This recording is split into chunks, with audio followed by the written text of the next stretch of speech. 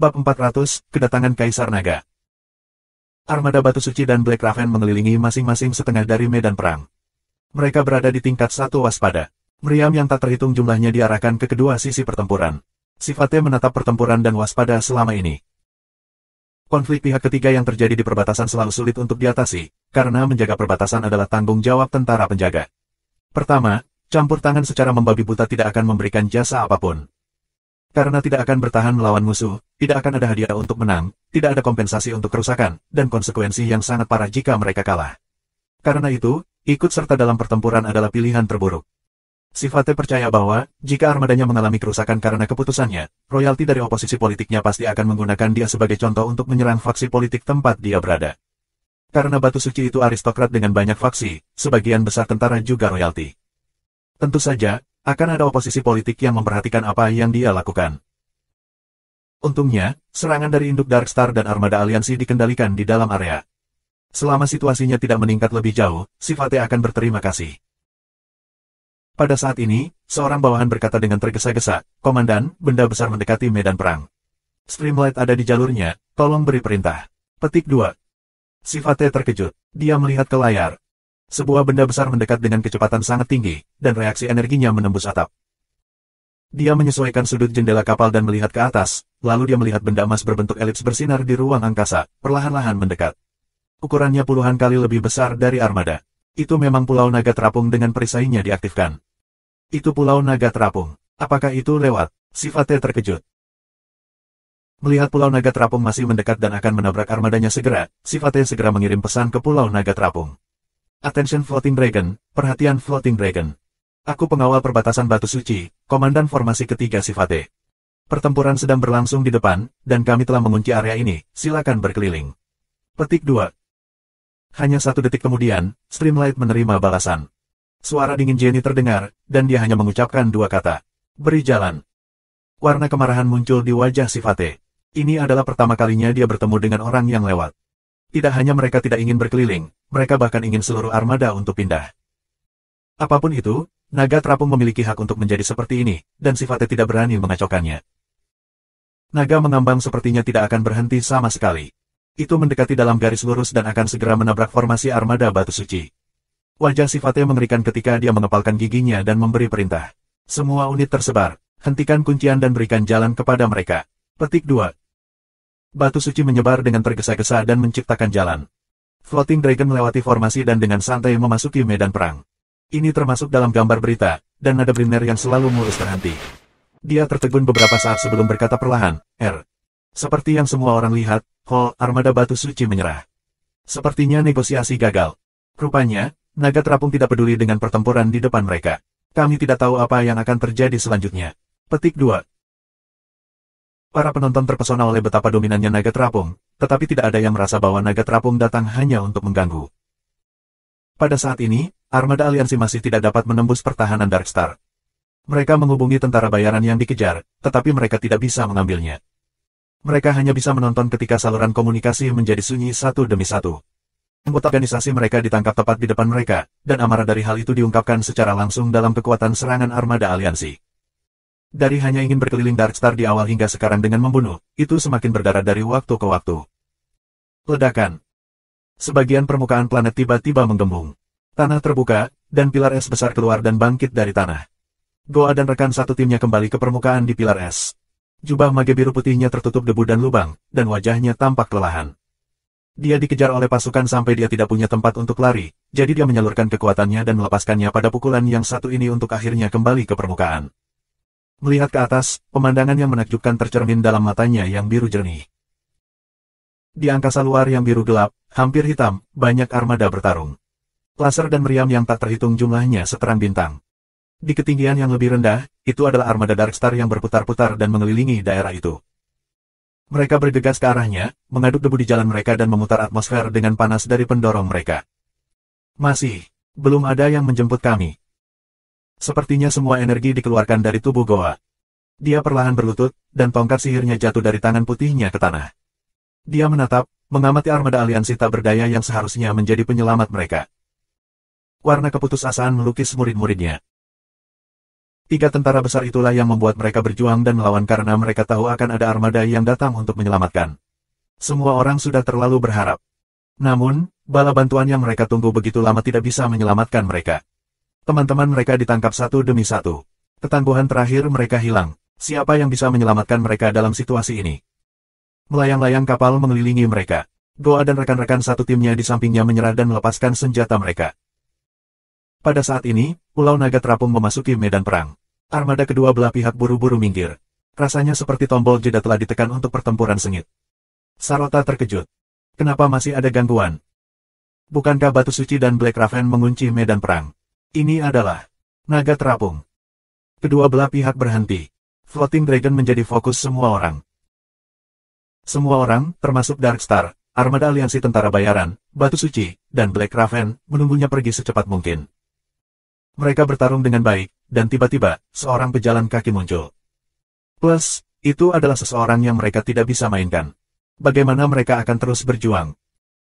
Namun, Pulau Naga Terapung berhenti di tengah medan perang. Apa yang sedang terjadi? Mengapa itu berhenti? Para kapten dari semua pihak terkejut. Apakah Floating Dragon tidak hanya lewat?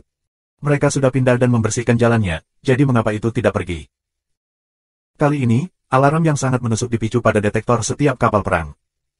Perhatian, riak ruang muncul di dekatnya. Reaksi energi tinggi, menghitung peringkat energi, perhitungan akurat gagal, area efek berfluktuasi, tidak dapat ditampilkan. Petik 2. Sebuah titik biru muncul di atas naga terapung dan meluas dengan cepat, berubah menjadi cincin cahaya yang berputar. Di dalamnya ada kabut putih yang hanya 2-3 meter. Bukan apa-apa yang orang akan perhatikan di alam semesta yang luas, tapi sekarang, itu menarik perhatian semua orang. Mantra rahasia kelas tinggi, pintu teleportasi badan fisik. Kemudian, kaki panjang seputih salju keluar dari cincin cahaya. Ames, yang mengenakan gaun hitam, berjalan keluar. Rambut hitamnya menjulur dari belakang ke kanan sampai ke pergelangan kakinya. Di wajahnya yang cantik adalah ekspresi cerobohnya seperti biasa, seperti kapal perang yang tak terhitung jumlahnya itu bahkan tidak bisa membuat alisnya bergerak sedikitpun. Wajah para komandan semuanya berubah. Kaisar Naga. Kenapa dia ada di sini? Sama seperti semua orang terpana dan menebak apa motif Ames, itu tiba-tiba terjadi. Ames melihat Darkstar, dan tanpa mengatakan sepatah kata pun, medan kekuatan kekerasan menyembur keluar. Armor dari sekitar selusin kapal perang Darkstar di dekatnya membungkuk ke dalam dan meledak seperti kembang api. Seluruh proses terlihat sangat mudah. Kapal perang yang terbuat dari teknologi Darkstar sama lemahnya dengan selembar kertas di tangannya, dia bisa mengubahnya menjadi bola kertas dalam sekejap. Wajah Sarota berubah secara instan, karena tidak mengharapkan ini sama sekali. Mengapa Kaisar Naga menyerang mereka?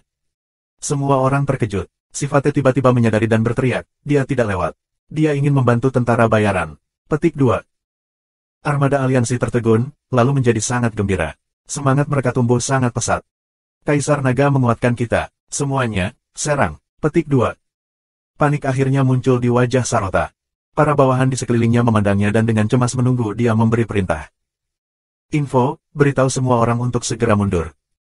Jangan tunggu, beritahu armada untuk melindungi kapal induk, bentuk formasi pertahanan, tutup kapal induk untuk melarikan diri. Petik 2.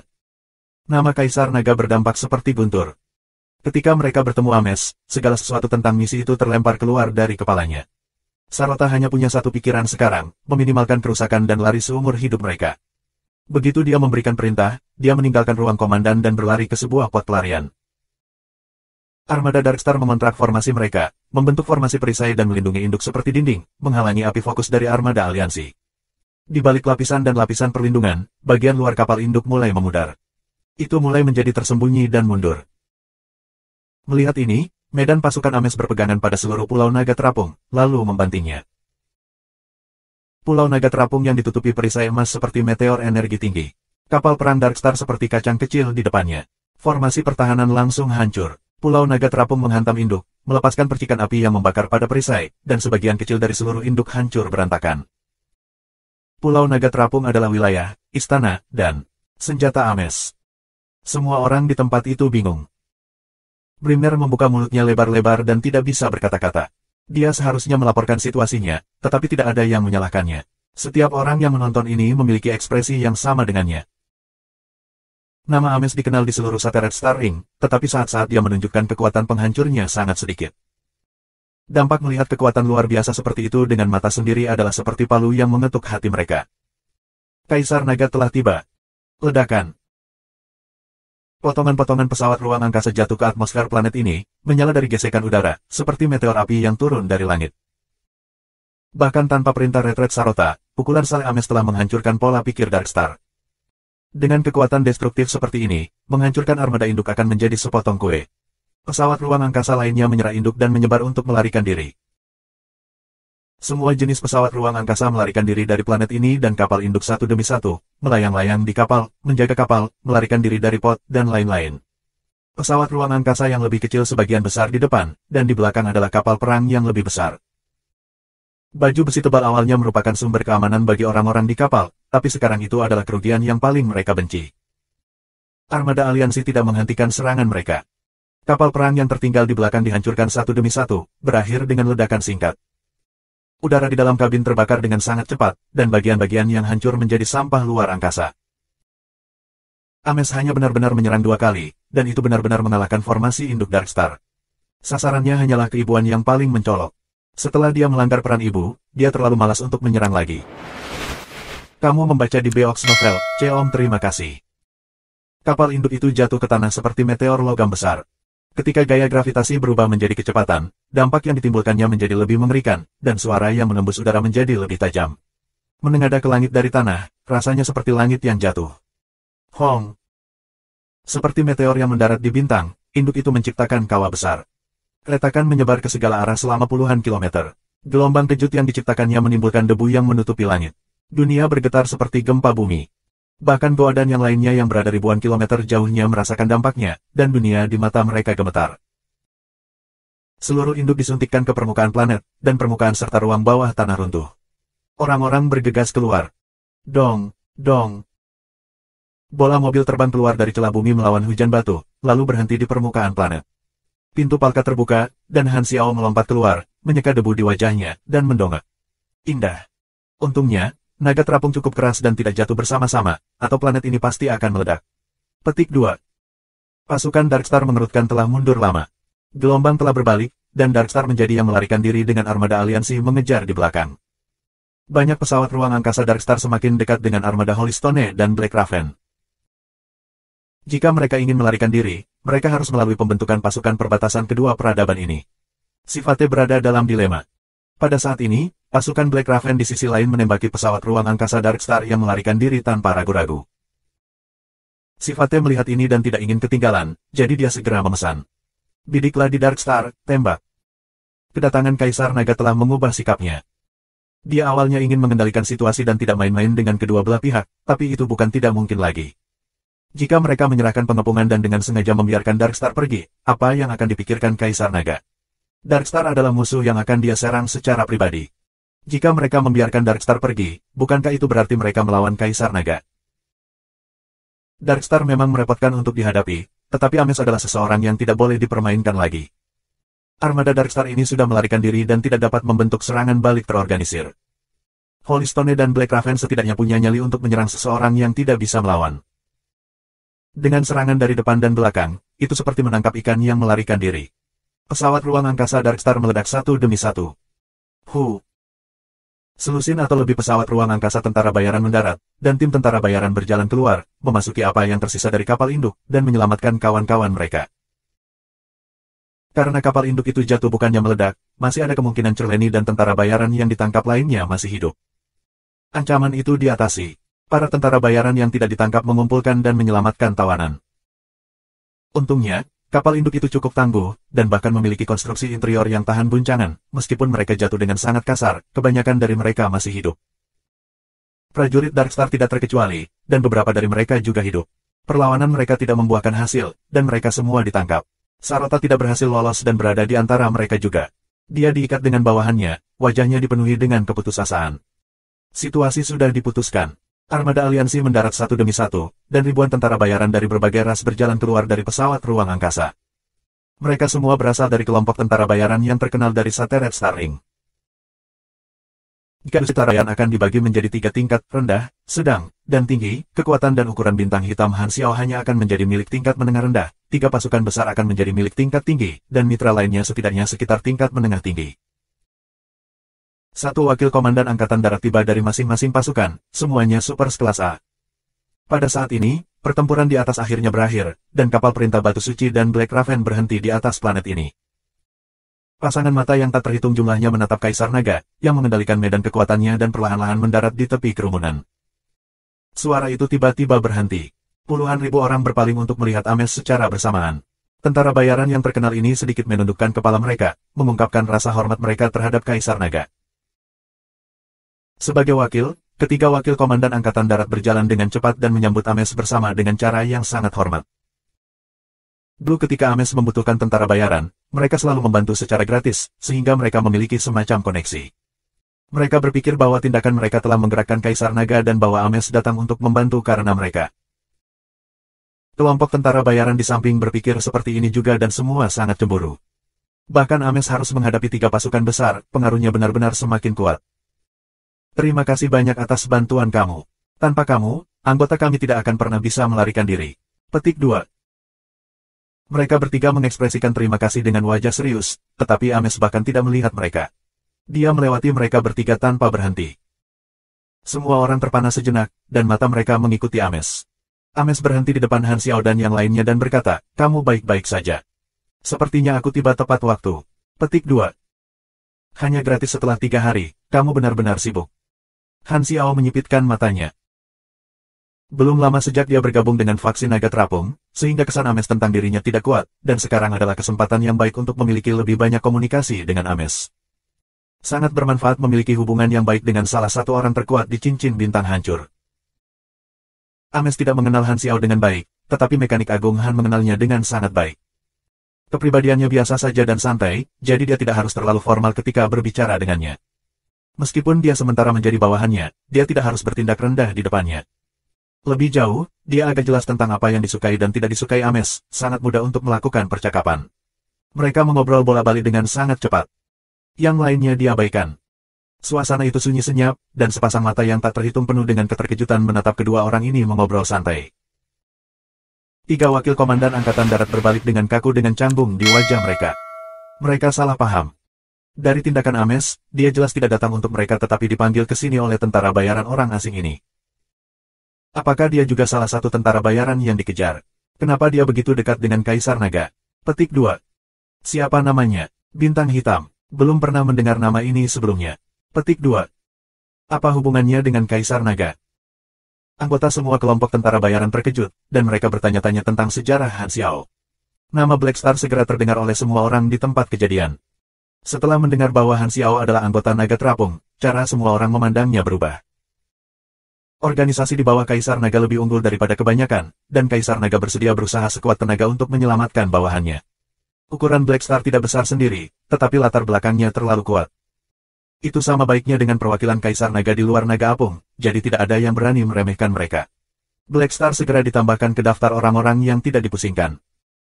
Berita merekam ini dan memutarnya secara langsung. Blimner tidak berbicara lagi, dia tahu bahwa para penonton lebih suka dia tetap diam di saat-saat seperti itu. Dia menahan napas dan memperhatikan saat semuanya terbuka. Sebelum ini, baik itu Batu Suci, Black Raven, Dark Star, tentara bayaran, atau pemirsa yang menonton berita, tidak ada yang berpikir bahwa itu akan berakhir seperti ini. Konflik ini telah berlangsung selama 3 hari, dan pada akhirnya, Kaisar Naga tiba-tiba. Dia mengalahkan Dark Star dalam waktu singkat, dan orang yang memanggil Kaisar Naga di sana adalah salah satu tentara bayaran. Mereka awalnya berpikir bahwa dalam tentara bayaran ini, anggota 3 tentara besar adalah yang penting.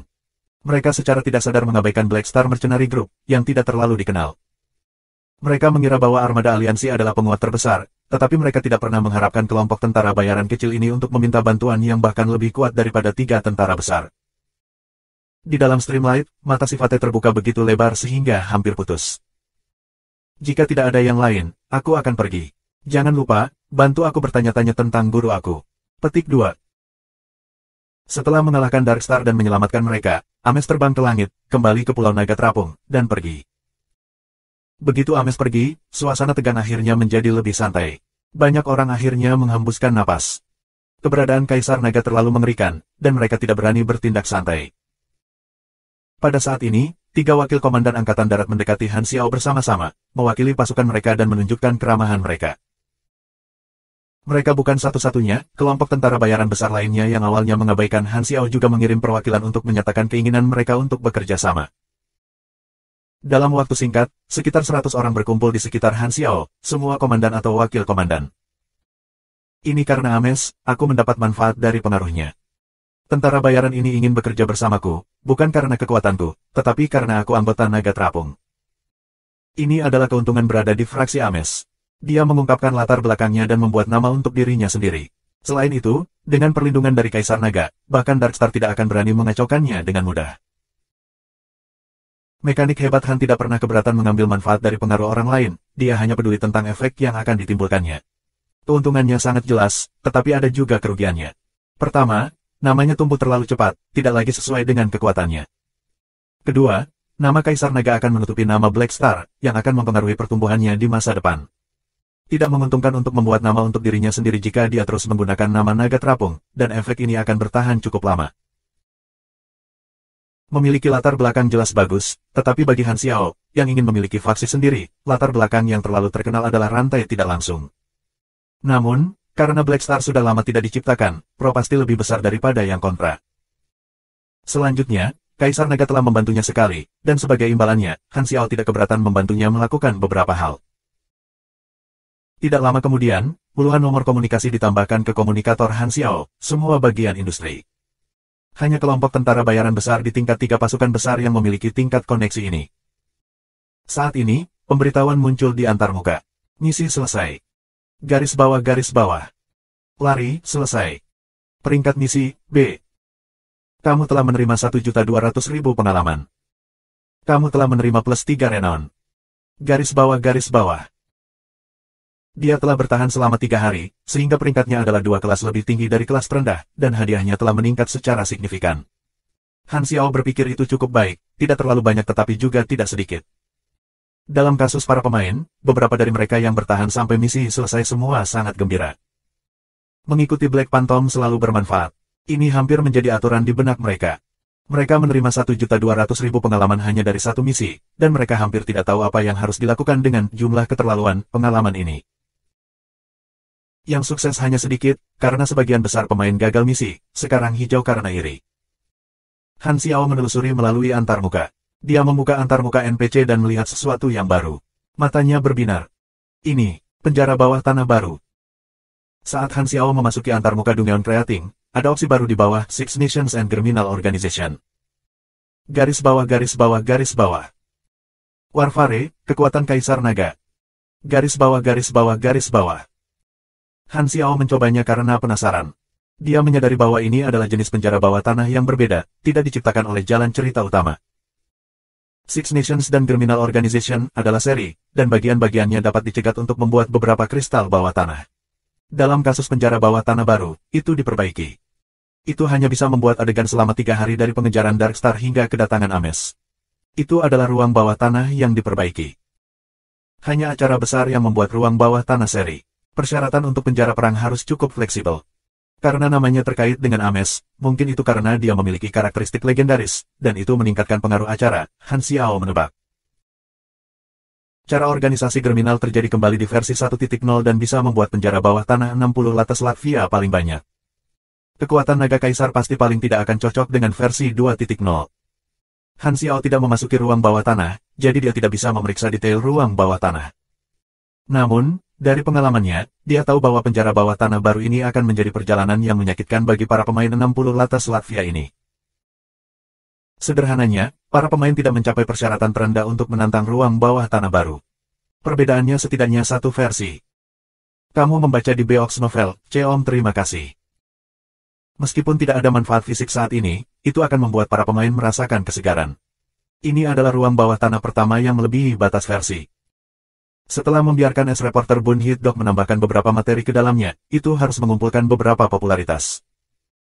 Juga, sebagai NPC yang bisa memberikan ruang bawah tanah tingkat yang lebih tinggi, kedudukanku juga akan menjadi lebih tinggi. Han Xiao berkedip. Berdiri itu seperti uang, tidak ada yang akan mengatakan itu terlalu banyak.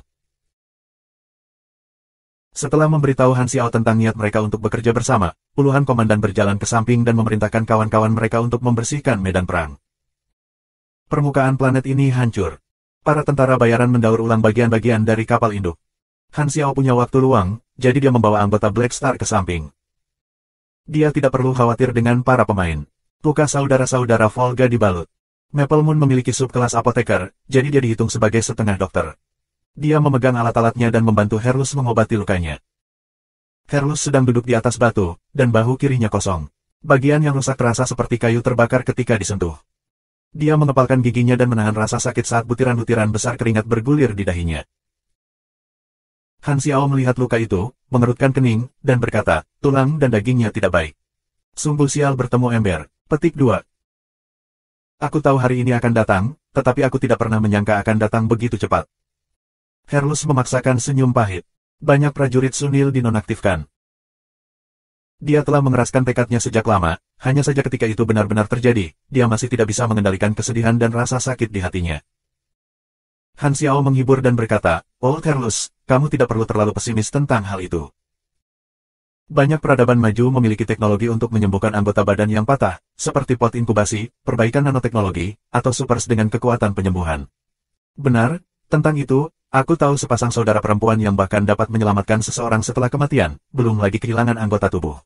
Petik 2. Sungguh, Herlus terkejut. Dia berpikir bahwa dia akan kehilangan lengan kirinya selamanya. Sekarang setelah dia mendengar ada kesempatan untuk pulih, moralnya segera meningkat. Mereka adalah orang-orang di planet rumahku. Seperti yang kamu tahu, aku meninggalkan planet ibu aku untuk menyelamatkan bencana masa depan. Sebelum aku menemukan solusinya, aku tidak bisa kembali. Terlebih lagi, kekuatan para sister ini belum cukup kuat. Kamu harus menanggungnya selama beberapa waktu. Aku akan membuat lengan palsu buatan untukmu untuk saat ini. Petik 2. Setelah menghibur Herlus, dia menoleh untuk melihat Arosia. Arosia masih tampak seperti manusia yang terbuat dari cahaya. Bagaimana perasaanmu sekarang? Han Xiao bertanya dengan rasa ingin tahu. Visi aku berubah, indera aku berubah, dan kontrol tubuh aku berubah. Tampaknya, aku dapat memperpanjangnya tanpa batas, tanpa batasan bentuk fisik. Petik 2. Seperti yang dia katakan, Arosia mengubah bentuknya berkali-kali dan terbiasa dengan perubahan baru dengan sangat cepat. Biasanya, mengubah bentuk akan mengubah pikiran seseorang juga. Apakah kamu memiliki pemikiran khusus? Petik 2. Tidak. Han Xiao menggaruk kepalanya. Dia tiba-tiba teringat bahwa ketika Arosia masih memiliki tubuh fisik, dia sudah tidak memiliki keinginan atau rasa ingin tahu, yang mirip dengan karakteristik kehidupan energi. Dia tidak pernah berharap dia benar-benar dapat berubah menjadi bentuk energi. Dia punya cukup banyak tebakan. Apakah kamu bisa berubah kembali? Arosia mencoba perlahan. Bola cahaya ini terus berubah bentuk selama beberapa waktu, lalu tiba-tiba, dia sepertinya telah menemukan jalan. Partikel-partikel cahaya dengan cepat berkontraksi dan mengembun, kemudian cahaya mulai menghilang, dan dia kembali ke apa yang tampak seperti sebelumnya. Ekspresi wajahnya yang hampir sempurna berubah sedikit. Dia agak penasaran dengan kemampuan barunya. Para pemain yang menonton ini tertegun. Ultraman, pangeran kedua bingung. 3. Apakah itu kamu? Bun Hit-dok terkejut. Arosia mencoba banyak kemampuan. Dia bisa mengubah setiap bagian tubuhnya menjadi energi, dan dia juga bisa mengubah seluruh tubuhnya menjadi energi. Dalam keadaan energinya, wujudnya tidak lagi terbatas, tetapi ketika ia pulih kembali ke wujud fisik, ia hanya dapat kembali ke apa yang tampak seperti aslinya. Jika dia terluka dalam bentuk fisiknya, itu akan hilang setelah dia berubah menjadi bentuk energinya dan kembali ke bentuk fisiknya, tetapi itu akan menghabiskan energi. Selama dia punya cukup energi, dia bisa pulih tidak peduli seberapa parah dia. Han Xiao memegang pergelangan tangan Arosia dan berkata, partikel energi di tubuh kamu sangat aktif. Gen super kamu diaktifkan. Kamu seorang esper, jadi mengubah bentuk energi kamu adalah kemampuan yang telah kamu bangun. Petik 2. Dalam banyak tebakannya, peluang kebangkitan Arosia sebagai super adalah yang tertinggi, dan itulah yang sebenarnya terjadi. Kekuatan ini adalah kemampuan espernya, berikan energi. Jenis kekuatan esper ini dianggap sebagai pengubahan bentuk, tetapi juga bisa dianggap sebagai pengendalian unsur. Sebagai contoh, beberapa kekuatan esper api atau guntur bisa mengubah pengguna mereka menjadi manusia api atau manusia listrik. Namun, ketika pengubah bentuk ini mengalami kerusakan selama status elemen mereka, mereka tidak akan dapat pulih darinya. Dalam kasus pembentukan ulang Arosia, itu lebih seperti rekonstruksi struktur material dan bentuk kehidupan. Ketika dia berubah menjadi bentuk energi, dia tidak memiliki bagian yang mematikan. Selama energinya tidak habis, dia tidak akan mati. Perbedaan lain adalah bahwa pengubahan bentuk wajah Arosia berbeda dari yang ada pada elemen tunggal.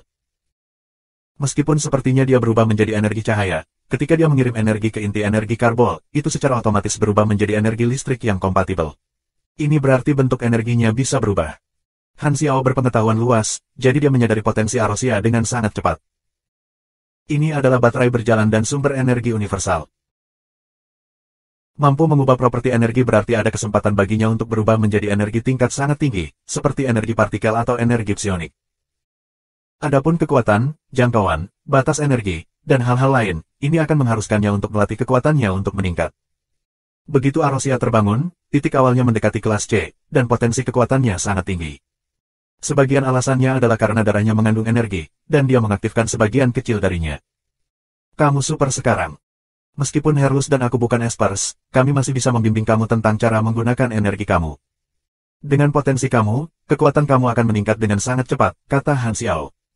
Dia tidak membimbing Arosia untuk menjadi lebih kuat hanya karena persyaratan misi terkait, itu juga untuk memiliki orang lain dengan kekuatan tempur di kelompok tentara bayaran. Kali ini, Goa dan Porter membawa serta tim mereka dan berjalan mendekat. Cerleni ditutupi perban dan memegang 2 kruk di bawah lengannya. Dia terlatih-tatih menuju Han Xiao dengan dukungan bawahannya. Kalau bukan karena kamu memanggil Kaisar Naga, tim pikap akan terhenti dari awal sampai akhir, dan tidak ada dari kita yang bisa melarikan diri. Kamu menyelamatkan kami semua, terimalah apresiasi kami, kata Goa dengan nada serius. Ratusan tentara bayaran sangat berterima kasih.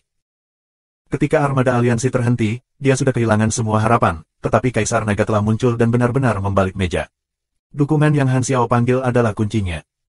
Maaf aku tidak mendengarkan saranmu saat itu.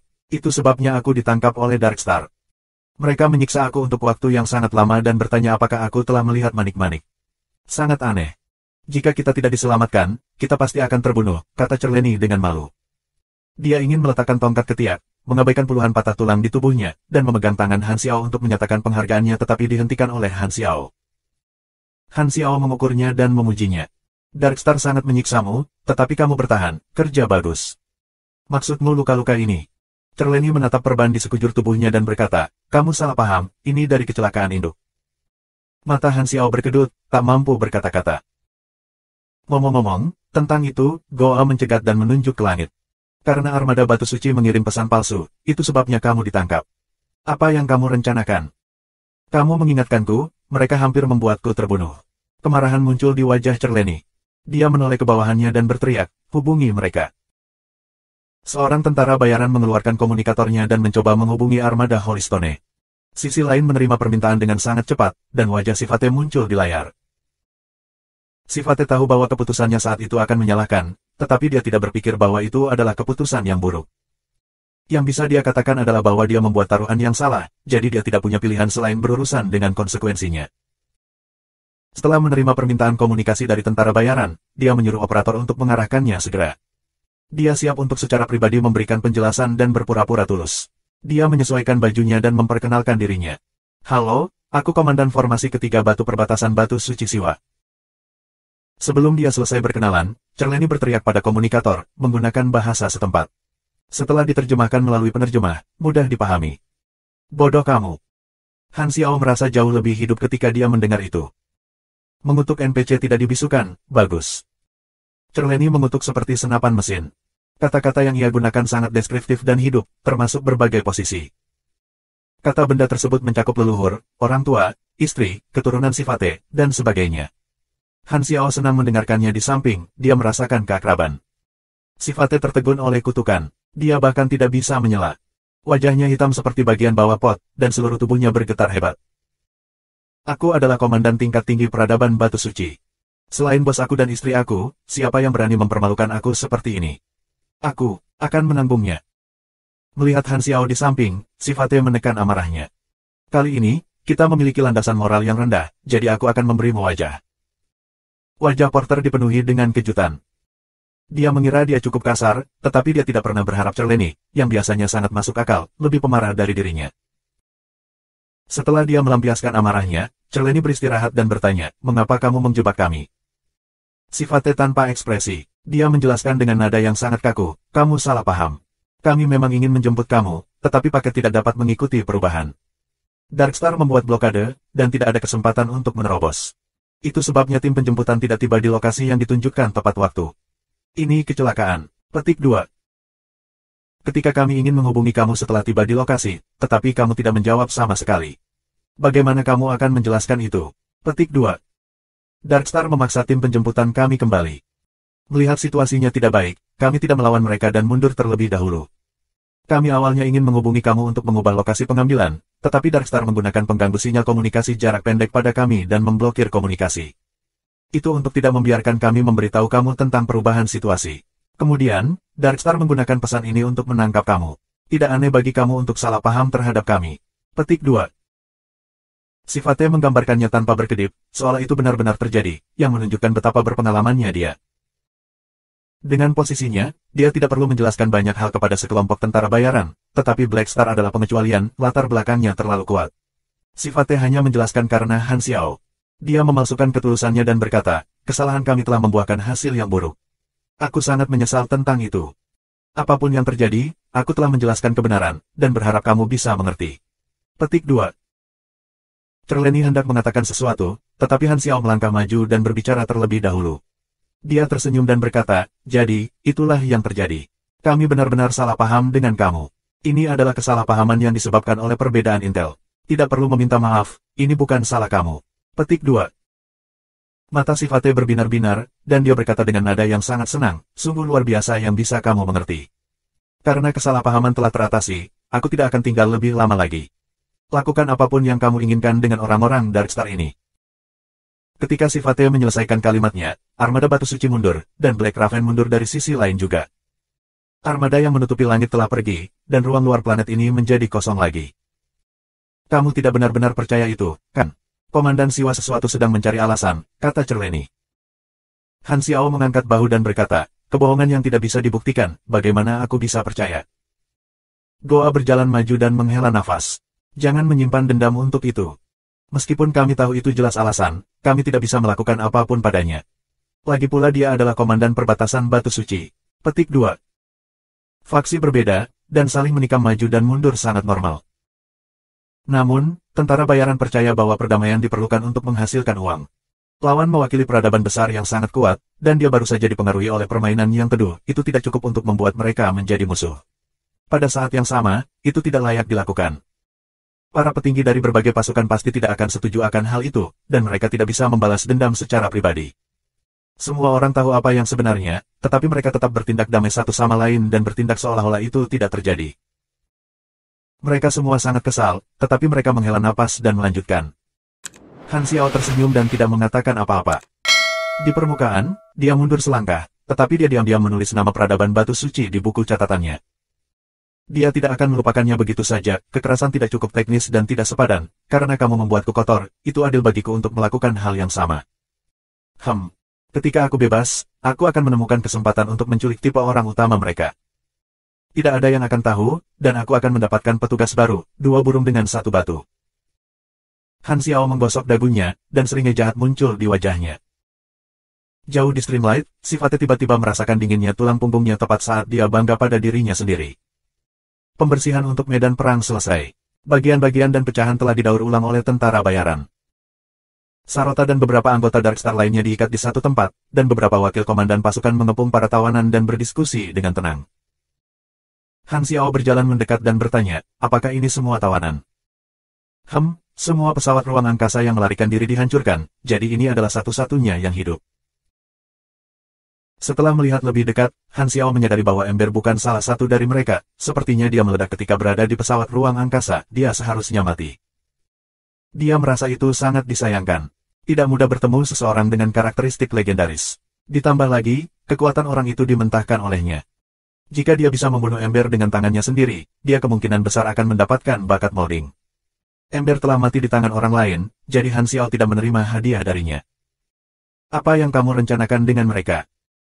Yang terbaik adalah mentransfer orang-orang Darkstar ke Godora. Kami telah menghubungi Godora, dan mereka sangat senang mengambil alih para tawanan. Mereka bahkan bersedia membayar hadiah untuk itu, kata wakil komandan Angkatan Darat Skyring. Sebenarnya lebih cocok untuk membiarkan Batu Suci atau Black Raven mengambil tawanan, tetapi tak satu pun dari mereka ingin terlibat. Baru saja, sifatnya bertindak seolah-olah membiarkan mereka berurusan dengan tawanan adalah tindakan kemurahan hati, tapi dia sebenarnya tidak ingin mengambil kentang panas ini. Sarota mendengar ini dan mulai berjuang keras. Dia menggeram dengan marah dan berkata, bunuh aku. Jika orang-orang Darkstar berakhir di tangan Godora, hanya ada satu tempat bagi mereka untuk pergi, di penjara pelangi seumur hidup. Penjara pelangi hanya dipenjarakan anggota Darkstar yang ditangkap. Bagian dalam penjara itu sangat misterius. Semua anggota Darkstar yang terkunci di sana untuk beberapa waktu akan kehilangan kepercayaan mereka untuk Darkstar, mengubah kesetiaan mereka kepada Godora. Darkstar berpikir bahwa penjara ini mencuci otak para tahanannya secara terus-menerus, memutar pikiran mereka dan menjadikan mereka pengkhianat, menjadikan mereka anjing dan alat Godora. Organisasi itu agak takut dengan penjara pelangi. Rumor mengatakan bahwa alasan Godora tidak mengeksekusi tahanan perang Darkstar adalah bahwa mereka ingin membuat orang-orang Darkstar bertarung dan saling membunuh melalui cuci otak. Itu adalah niat yang sangat kejam. Sarota tidak takut menghabiskan hidupnya di penjara, tetapi dia takut pikirannya berputar. Jika dia harus mengkhianati kepercayaannya, dia lebih baik mati. Seorang tentara bayaran menendang Sarota di bagian belakang kepalanya dan menjatuhkannya, membungkamnya. Aku akan pergi ke koloni Godora juga. Masih dalam perjalanan, jadi bagaimana kalau memberi aku tumpangan? Kata Han Xiao. Haha, tidak masalah. Para tentara bayaran merapikan tempat itu selama beberapa jam, mendaur ulang segala sesuatu yang berharga, lalu armada berangkat. Armada aliansi pergi dan menuju Garton Galaksi yang berdekatan. Insiden itu telah berakhir, perdamaian dipulihkan di planet ini. Hanya permukaan planet yang hancur yang mengingatkan orang bahwa pertempuran tragis pernah terjadi di sana. Hal-hal yang terjadi di sana semuanya terperinci dalam Satelit Starring Express News. Satu hari kemudian, stasiun-stasiun berita lain menggunakan materi Satelit Starring Express News dan melakukan laporan lain. Dampak dari acara ini secara bertahap berfermentasi. Bagian yang paling menarik adalah, tentu saja, adegan di mana Kaisar Naga menunjukkan kekuatannya. Itu diulang berkali-kali di berbagai saluran. Orang yang menerima perhatian terbesar kedua adalah Han Xiao. Dia menarik lebih banyak perhatian daripada fakta bahwa Darkstar telah menderita kerugian besar dalam insiden ini. Banyak sekali pemirsa yang mengetahui tentara bayaran bernama Black Star. Dia adalah satu-satunya tim di bawah faksi Naga Terapung yang bertindak di luar Pulau Naga Terapung, yang berarti bahwa dia adalah pelaksana pikiran Kaisar Naga, yang memiliki pengaruh yang jauh lebih tinggi daripada dirinya sendiri. Nama Black Star dan datanya dengan cepat menyebar di antara berbagai organisasi besar di Satelit Starring, menjadi salah satu target yang mereka perhatikan. Di mana-mana di sekitar Satelit Starring, terlepas dari ras, selama mereka menonton berita, mereka semua ingat nama Black Star. Secara alami, semua jenis rumor menyebar. Seseorang membagikan pesan baru ketika pasukan besar dan mitra mereka secara aktif meminta untuk membentuk kemitraan dengan Black Star. Black Star, yang sebelumnya tidak dikenal, tiba-tiba terkenal di industri tentara bayaran, dan jumlah koneksi dan ukuran jaringan yang membuat banyak tentara bayaran iri. Dalam beberapa hari, nama Black Star menjadi terkenal. Dalam beberapa hari ini, notifikasi renown yang meningkat terus bermunculan di antarmuka Han Xiao. Itu meningkat di berbagai daerah, yang meliputi banyak klaster bintang di cincin bintang Satelit. Dalam hal jumlah mentah, itu tumbuh dengan total 37 poin, dan itu masih tumbuh. Dia sedikit terkejut dengan hal ini, sampai dia melihat berita Galik. Tidak heran renownnya meroket setelah itu, ternyata dia ada di televisi. Kemasyhuran ini adalah manfaat bonus yang dibawa oleh pengaruh Ames, dan setidaknya menyelamatkannya banyak waktu yang seharusnya dihabiskan untuk menggiling kekayaannya. Ini sangat penting untuk pertumbuhan faksi, karena ini, titik awalnya lebih tinggi daripada yang lain. Beberapa hari kemudian, di Garton Galaksi, armada aliansi berhenti di planet koloni Godora, Golden Palace. Struktur Godora memiliki gaya yang indah. Mereka menyukai kurva dan busur, permukaan melengkung dan bentuk kipas bisa dilihat di mana-mana. Tema warnanya kebanyakan emas dan putih, indah dan murni. Godorans tidak suka perasaan ketat karena memiliki terlalu banyak gedung tinggi, juga tidak suka keseriusan simetri. Kota itu terdiri dari bangunan-bangunan pendek, melengkung, dan lebih kuno. Satu-satunya bangunan tinggi adalah Menara Mage, Menara Gal, gedung pemerintah, dan stasiun tentara. Tidak ada alat transportasi logam di jalan. Sebagai gantinya, ada terowongan sihir yang ditutupi oleh aliran cahaya. Orang-orang yang berjalan di atasnya akan meningkatkan kecepatan, tidak lebih lambat dari mobil, dan tidak akan ada kemacetan lalu lintas atau hal semacam itu. Selain itu, beberapa orang mengendarai tunggangan yang terlihat aneh, yang lebih mahal dan lebih jarang. Pembawa terbang itu ada hubungannya dengan sihir juga. Ada fasilitas yang disebut stasiun emblem terbang, di mana orang bisa menghabiskan uang dan menyewa item ajaib dengan beberapa sihir terbang tetap. Ada cukup banyak orang yang terbang di langit. Dengan satu sayap dari sayap tembus pandang di belakang punggung mereka, mereka akan bisa terbang dalam jarak yang sangat jauh. Orang-orang di jalan memakai banyak jenis jubah. Sebagian besar dari mereka adalah godoran yang kulitnya terlihat seperti ditutupi dengan bubuk emas. Kecepatan sebuah kota bisa dilihat dari seberapa cepat orang-orang di jalan itu berjalan. Godoran berjalan perlahan. Kehidupan mereka santai dan santai, mengikuti gaya Godora kuno. Biasanya, peradaban magis tidak akan berkembang secepat peradaban teknologi, dan itu mempengaruhi laju kehidupan mereka, bentuk masyarakat mereka, estetika mereka, dan budaya mereka. Han Xiao berjalan di jalan sendirian. Dia telah pergi ke Istana Emas untuk menemukan master identifikasi untuk membuka bed pesan rahasia. Dia ingin melihat apa yang ada di dalamnya yang begitu penting bagi Darkstar. Pesawat ruang angkasa itu masih menunggu di dermaga. Han Xiao tidak membuang waktu dan langsung menuju sasaran. Identifikasi penyihir itu tinggal di sebuah villa kecil yang jauh dari kota. Han Xiao menemukan tempat itu dengan mudah dan menekan bel pintu. Setelah beberapa saat, pintu terbuka. Seorang godoran tua berjalan keluar dan menatap Han Xiao dengan bingung. "Siapa kamu?" "Halo, Tuan Angleton. Aku datang kepada kamu untuk meminta bantuan setelah mendengar tentang kamu. Aku harap kamu bisa membantuku membuka item dengan langkah-langkah keamanan sihir." Han Xiao mengenali orang ini sebagai target, jadi dia langsung menuju sasaran. Yang mengejutkan, Angleton bingung. "Baru 3 bulan sejak aku pindah ke sini. Aku belum memberitahu siapapun, bagaimana kamu menemukan aku?" Petik 2. Han Xiao tertegun sejenak, lalu dia sadar. Pada periode ini, para pemain di kehidupan sebelumnya masih di planet pemula mereka. Dia terlalu cepat. Untungnya, Angleton sudah pindah ke sini sepagi ini, atau akan aneh jika dia tidak bisa menemukannya. Angleton tidak tahu mengapa, tetapi tidak memikirkannya. Dia mengundang Han Xiao ke rumahnya dan berkata sambil berjalan, "Kamu pelanggan pertama setelah aku pindah rumah. Ini memiliki makna peringatan. Aku pikir aku harus menulis hari ini di buku harian aku. Tamu kejutan tanpa diundang, apa yang aku sebut kamu?" Petik 2. Panggil aku Han Xiao. Hari ini adalah pembukaan resmi. Untuk merayakan bisnis pertamaku, aku akan membantumu semampuku. Angleton tersenyum. Bagian dalam villa sangat mewah. Keduanya datang ke ruang bawah tanah, dan ada banyak alat ajaib di sini. Cukup banyak arai sihir yang tertanam di dinding dan lantai. Ada juga banyak instrumen yang tepat untuk meneliti dan menganalisis sihir.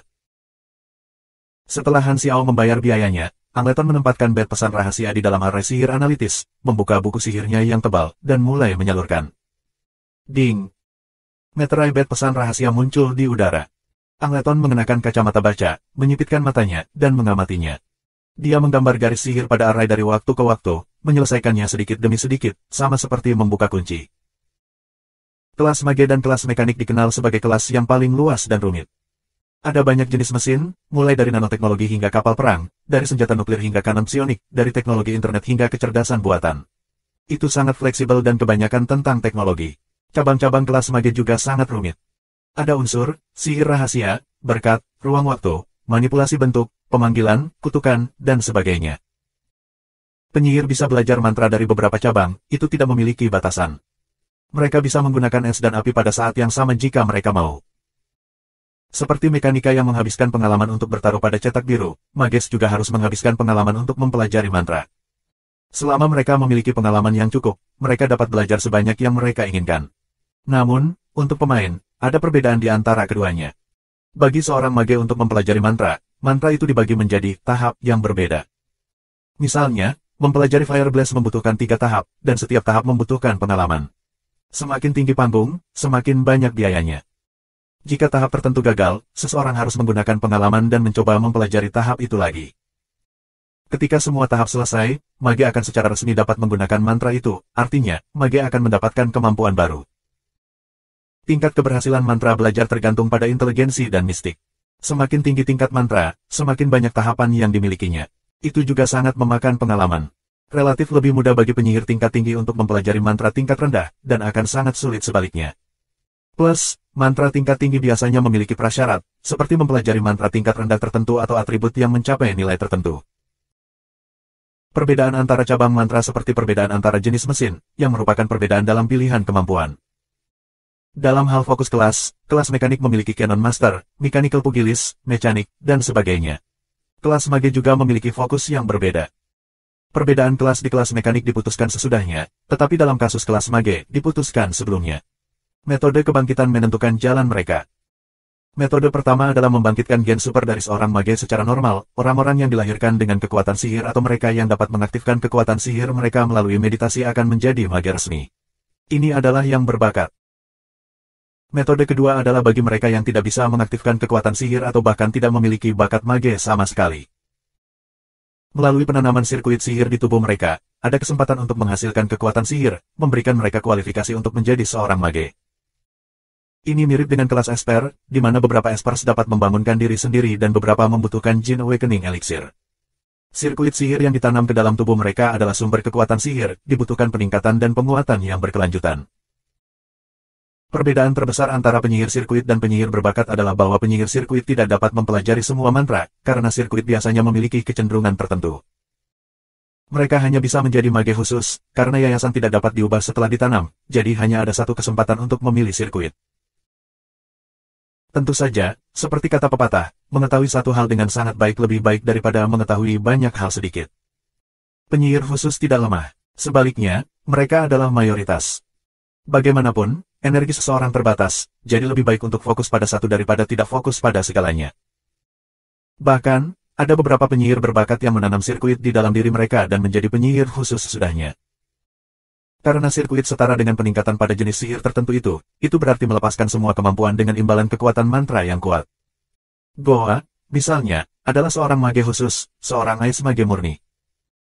Ada jenis mage khusus lain, yang disebut magic net mage.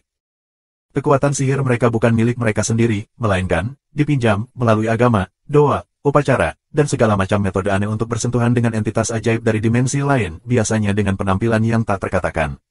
Mereka kemudian akan membentuk kontrak atau akta.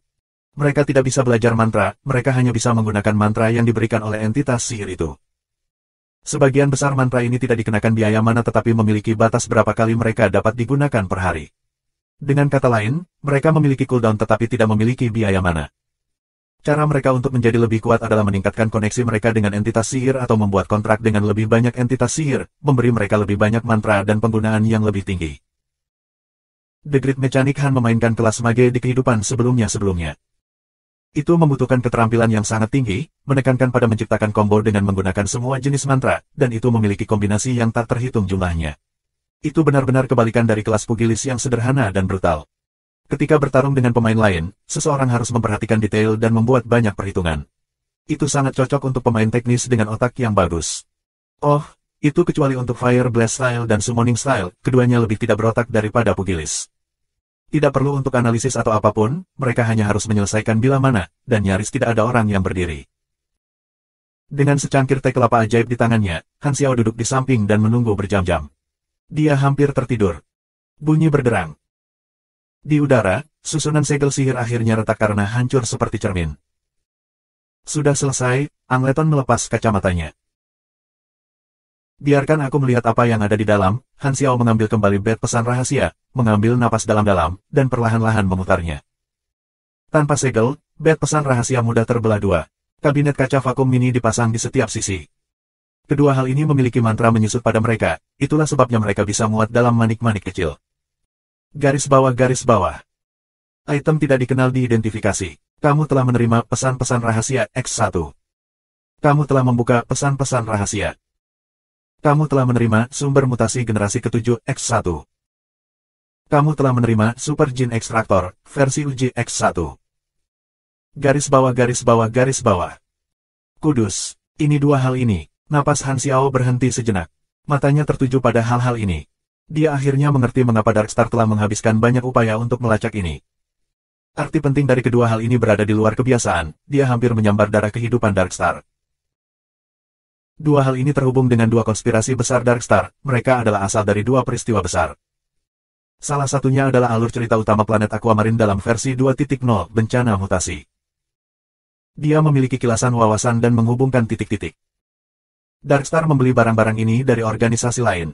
Penjual berada di luar Satellite Star Ring, jadi mereka memilih untuk mengirim salah satu bawahan mereka untuk mengantarkan barang, yang kebetulan adalah perak. Dia mengikuti sekelompok turis di sini dan berencana untuk mengirimkan barang secara diam-diam. Namun, tepat ketika para Silver sedang melakukan tur, mereka tiba-tiba dirampok oleh para budak. Pembawa itu sial sekali, dan itu memaksa Darkstar untuk datang dan menemukan barang-barang. Kemudian, secara kebetulan, para Silver lainnya menyewa kami. Mereka tidak tahu tentang kesepakatan di balik ini. Semua yang terjadi adalah karena kecelakaan pertama. Han Xiao heran. Melalui banyak kebetulan, dia telah menghancurkan kesepakatan rahasia Darkstar dan merampas barang-barang yang telah mereka belanjakan untuk membeli. Organisasi rahasia yang menjual produk semacam ini seperti pedagang senjata. Darkstar sendiri tidak memiliki teknologi untuk meneliti senjata baru, mereka hanya bisa membelinya. Sumber mutasi sudah generasi 7, jadi sudah pasti diuji di tempat lain sebelumnya. Ketika pikiran-pikiran ini terlintas dalam benaknya, lebih dari satu pemberitahuan tentang memicu misi baru muncul di antarmuka. Garis bawah garis bawah garis bawah. Kamu telah memicu misi alur cerita utama peringkat bencana mutasi. Pendahuluan misi, kamu secara tidak sengaja merusak perjanjian pribadi Darkstar dan menemukan sumber bencana mutasi. Darkstar telah diam-diam menanam sumber mutasi di banyak planet Indo peradaban. Ketika virus memasuki tahap dewasa, bencana yang mengerikan akan tiba. Bertahan melawan bencana adalah tanggung jawab setiap kehidupan. Persyaratan misi, bersihkan virus mutasi bencana dan lindungi planet-planet di mana bencana akan terjadi. Planet Aquamarine, kemajuan, 0/30 juta. Planet Barifos, kemajuan, 0/21 juta.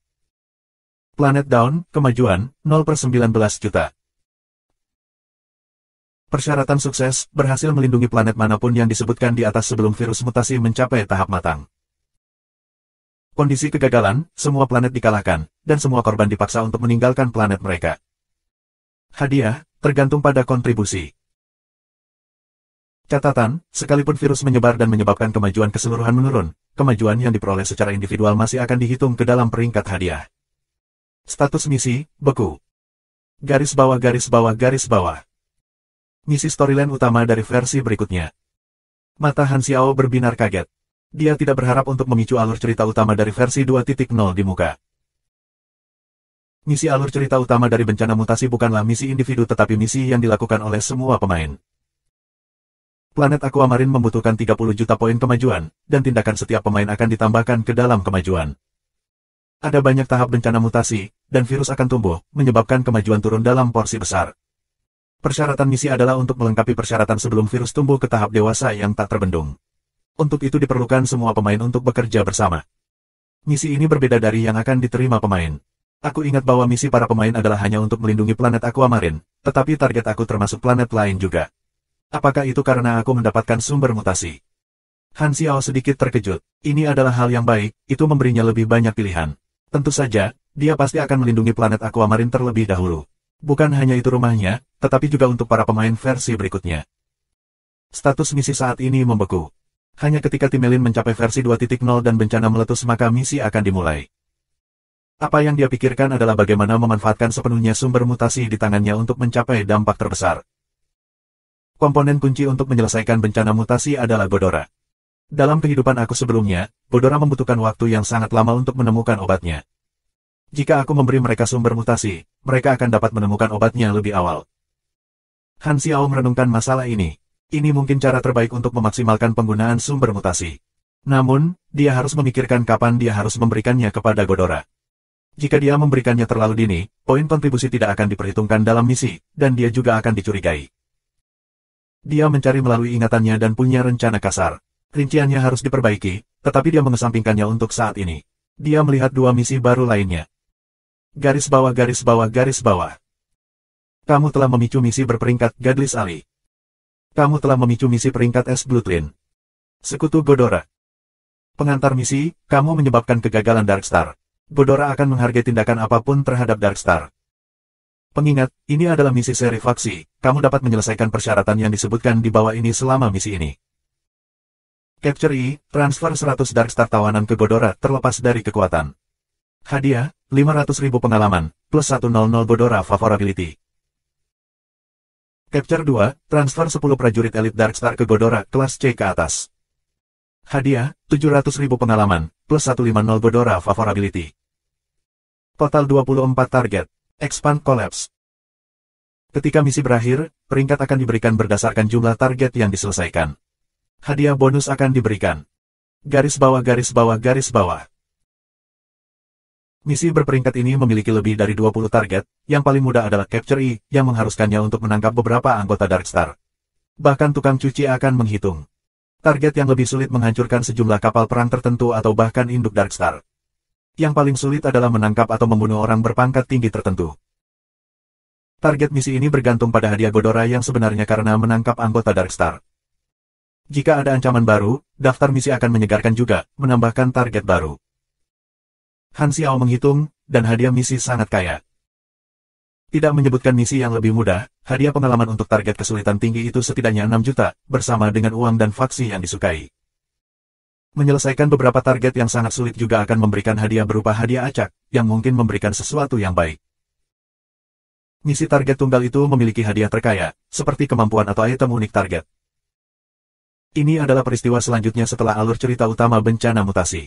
Pilihan pemain akan menyebabkan mereka memasuki sisi yang berbeda. Godora dan Darkstar dianggap panduan menuju galaksi. Para pemain yang memasuki galaksi akan dibagi menjadi 2 sisi dan membuka pertempuran faksi.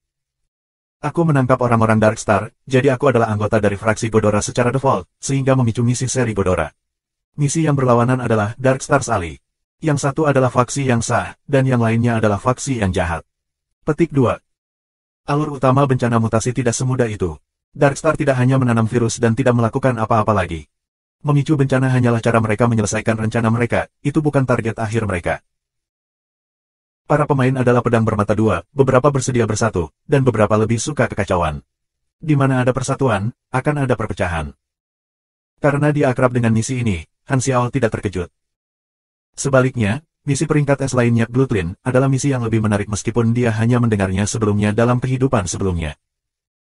Bloodline bukanlah misi tersembunyi, tetapi sangat sulit untuk dipicu. Metode normal pemicuan membutuhkan prasyarat hubungan faksi dengan Darkstar atau Godora mencapai preference yang 6000 favorability.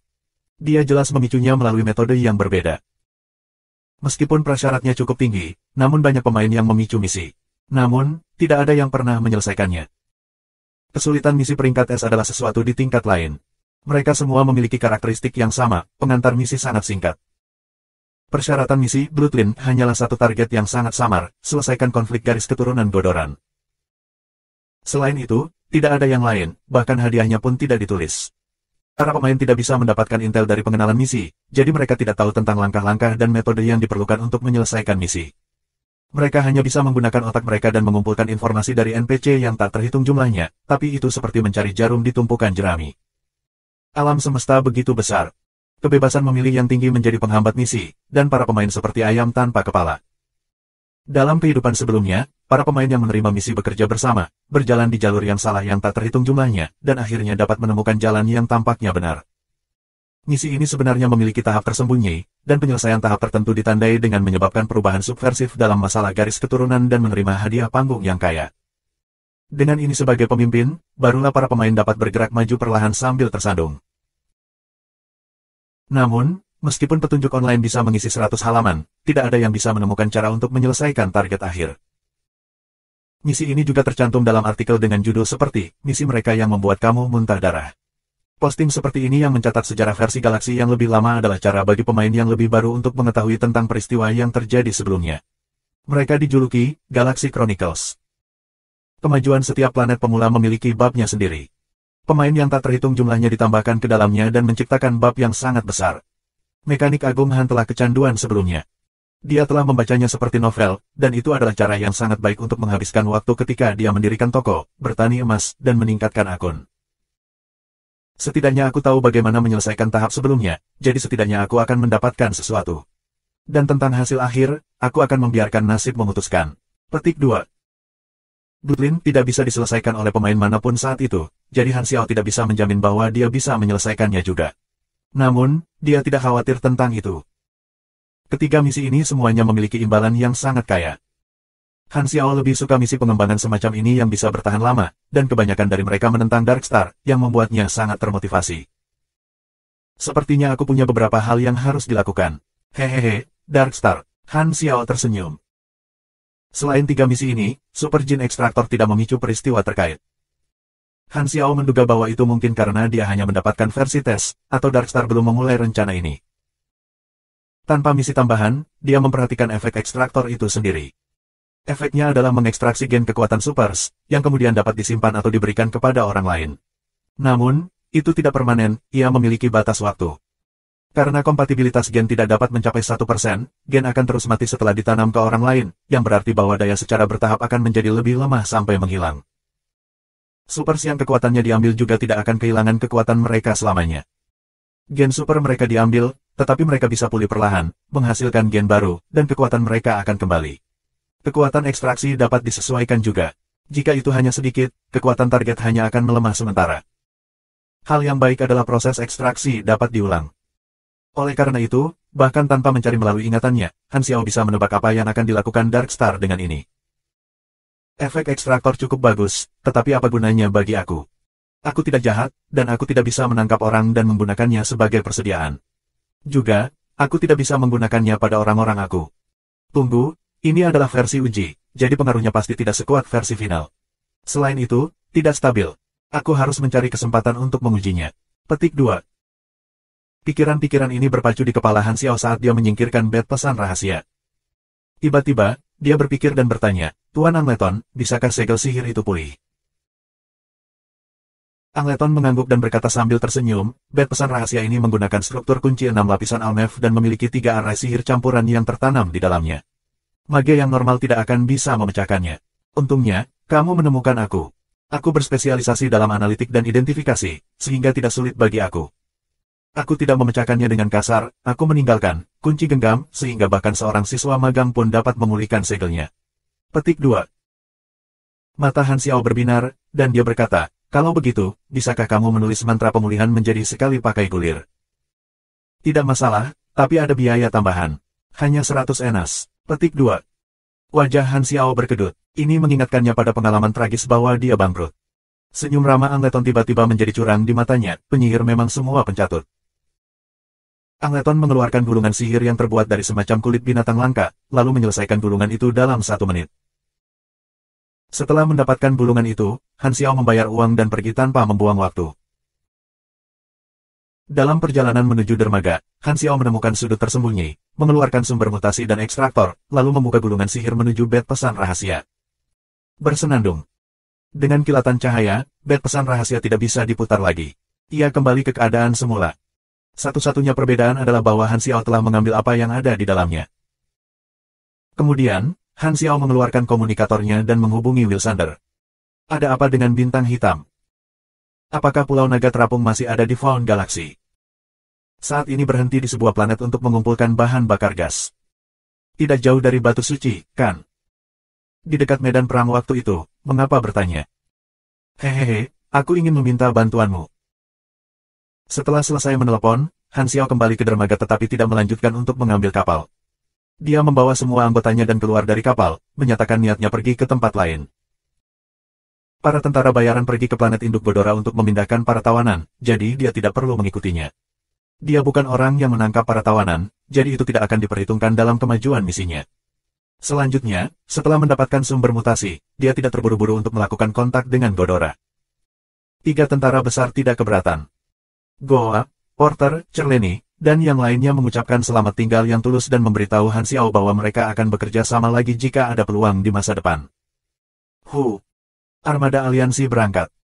Grup Black Star Mercenary tinggal di dermaga Golden Palace, menyaksikan pesawat ruang angkasa menghilang dari pandangan mereka, satu demi satu.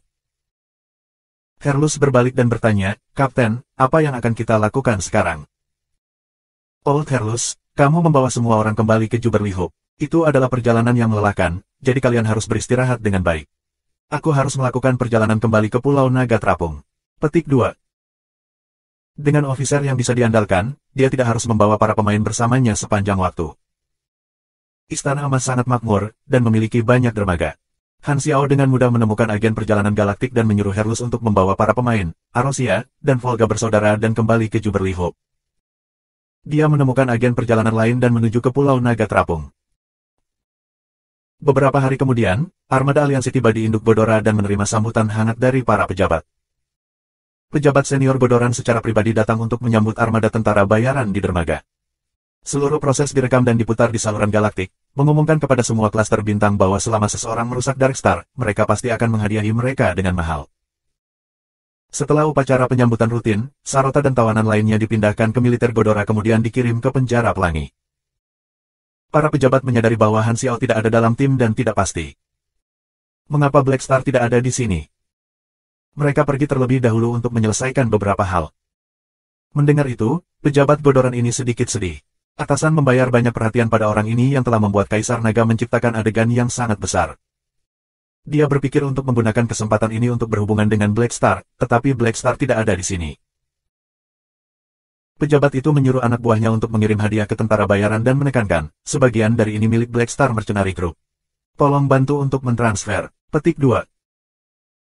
3 pasukan besar tidak akan mengambil bagian dari hadiah Han Xiao, jadi mereka tentu saja setuju. Juga, mereka memberitahu Godora bahwa Darkstar menyerang mereka untuk menemukan manik hitam. Cerleni dan tentara bayaran yang telah ditangkap semua ditanya pertanyaan ini selama interogasi mereka, jadi target Darkstar jelas. Karena itu, ketiga pasukan besar memberitahu Godora tentang hal ini. Saat kedua pihak ini berhubungan, Han Xiao kembali ke Floating Dragon. Pulau Naga terapung melayang di atas planet gas yang sangat besar. Banyak pemanen tak berawak kecil bola-balik, memanen bahan bakar gas untuk naga terapung seperti lebah pekerja keras. Di markas penjaga, Han Xiao bertemu dengan Wilsander. Orang ini memiliki perban di kepalanya, dan dia masih berdarah. Saat dia melihat Han Xiao, dia segera bergegas dengan antusias, meletakkan lengannya di bahu Han Xiao, dan menariknya ke samping. Lalu dia berkata dengan lembut dengan wajah penuh kegembiraan, rencanamu tadi, menurutku itu cukup menarik. Aku memberitahu Jenny tentang hal itu, dan dia setuju. Apakah kamu membawa barang-barang itu? Petik 2.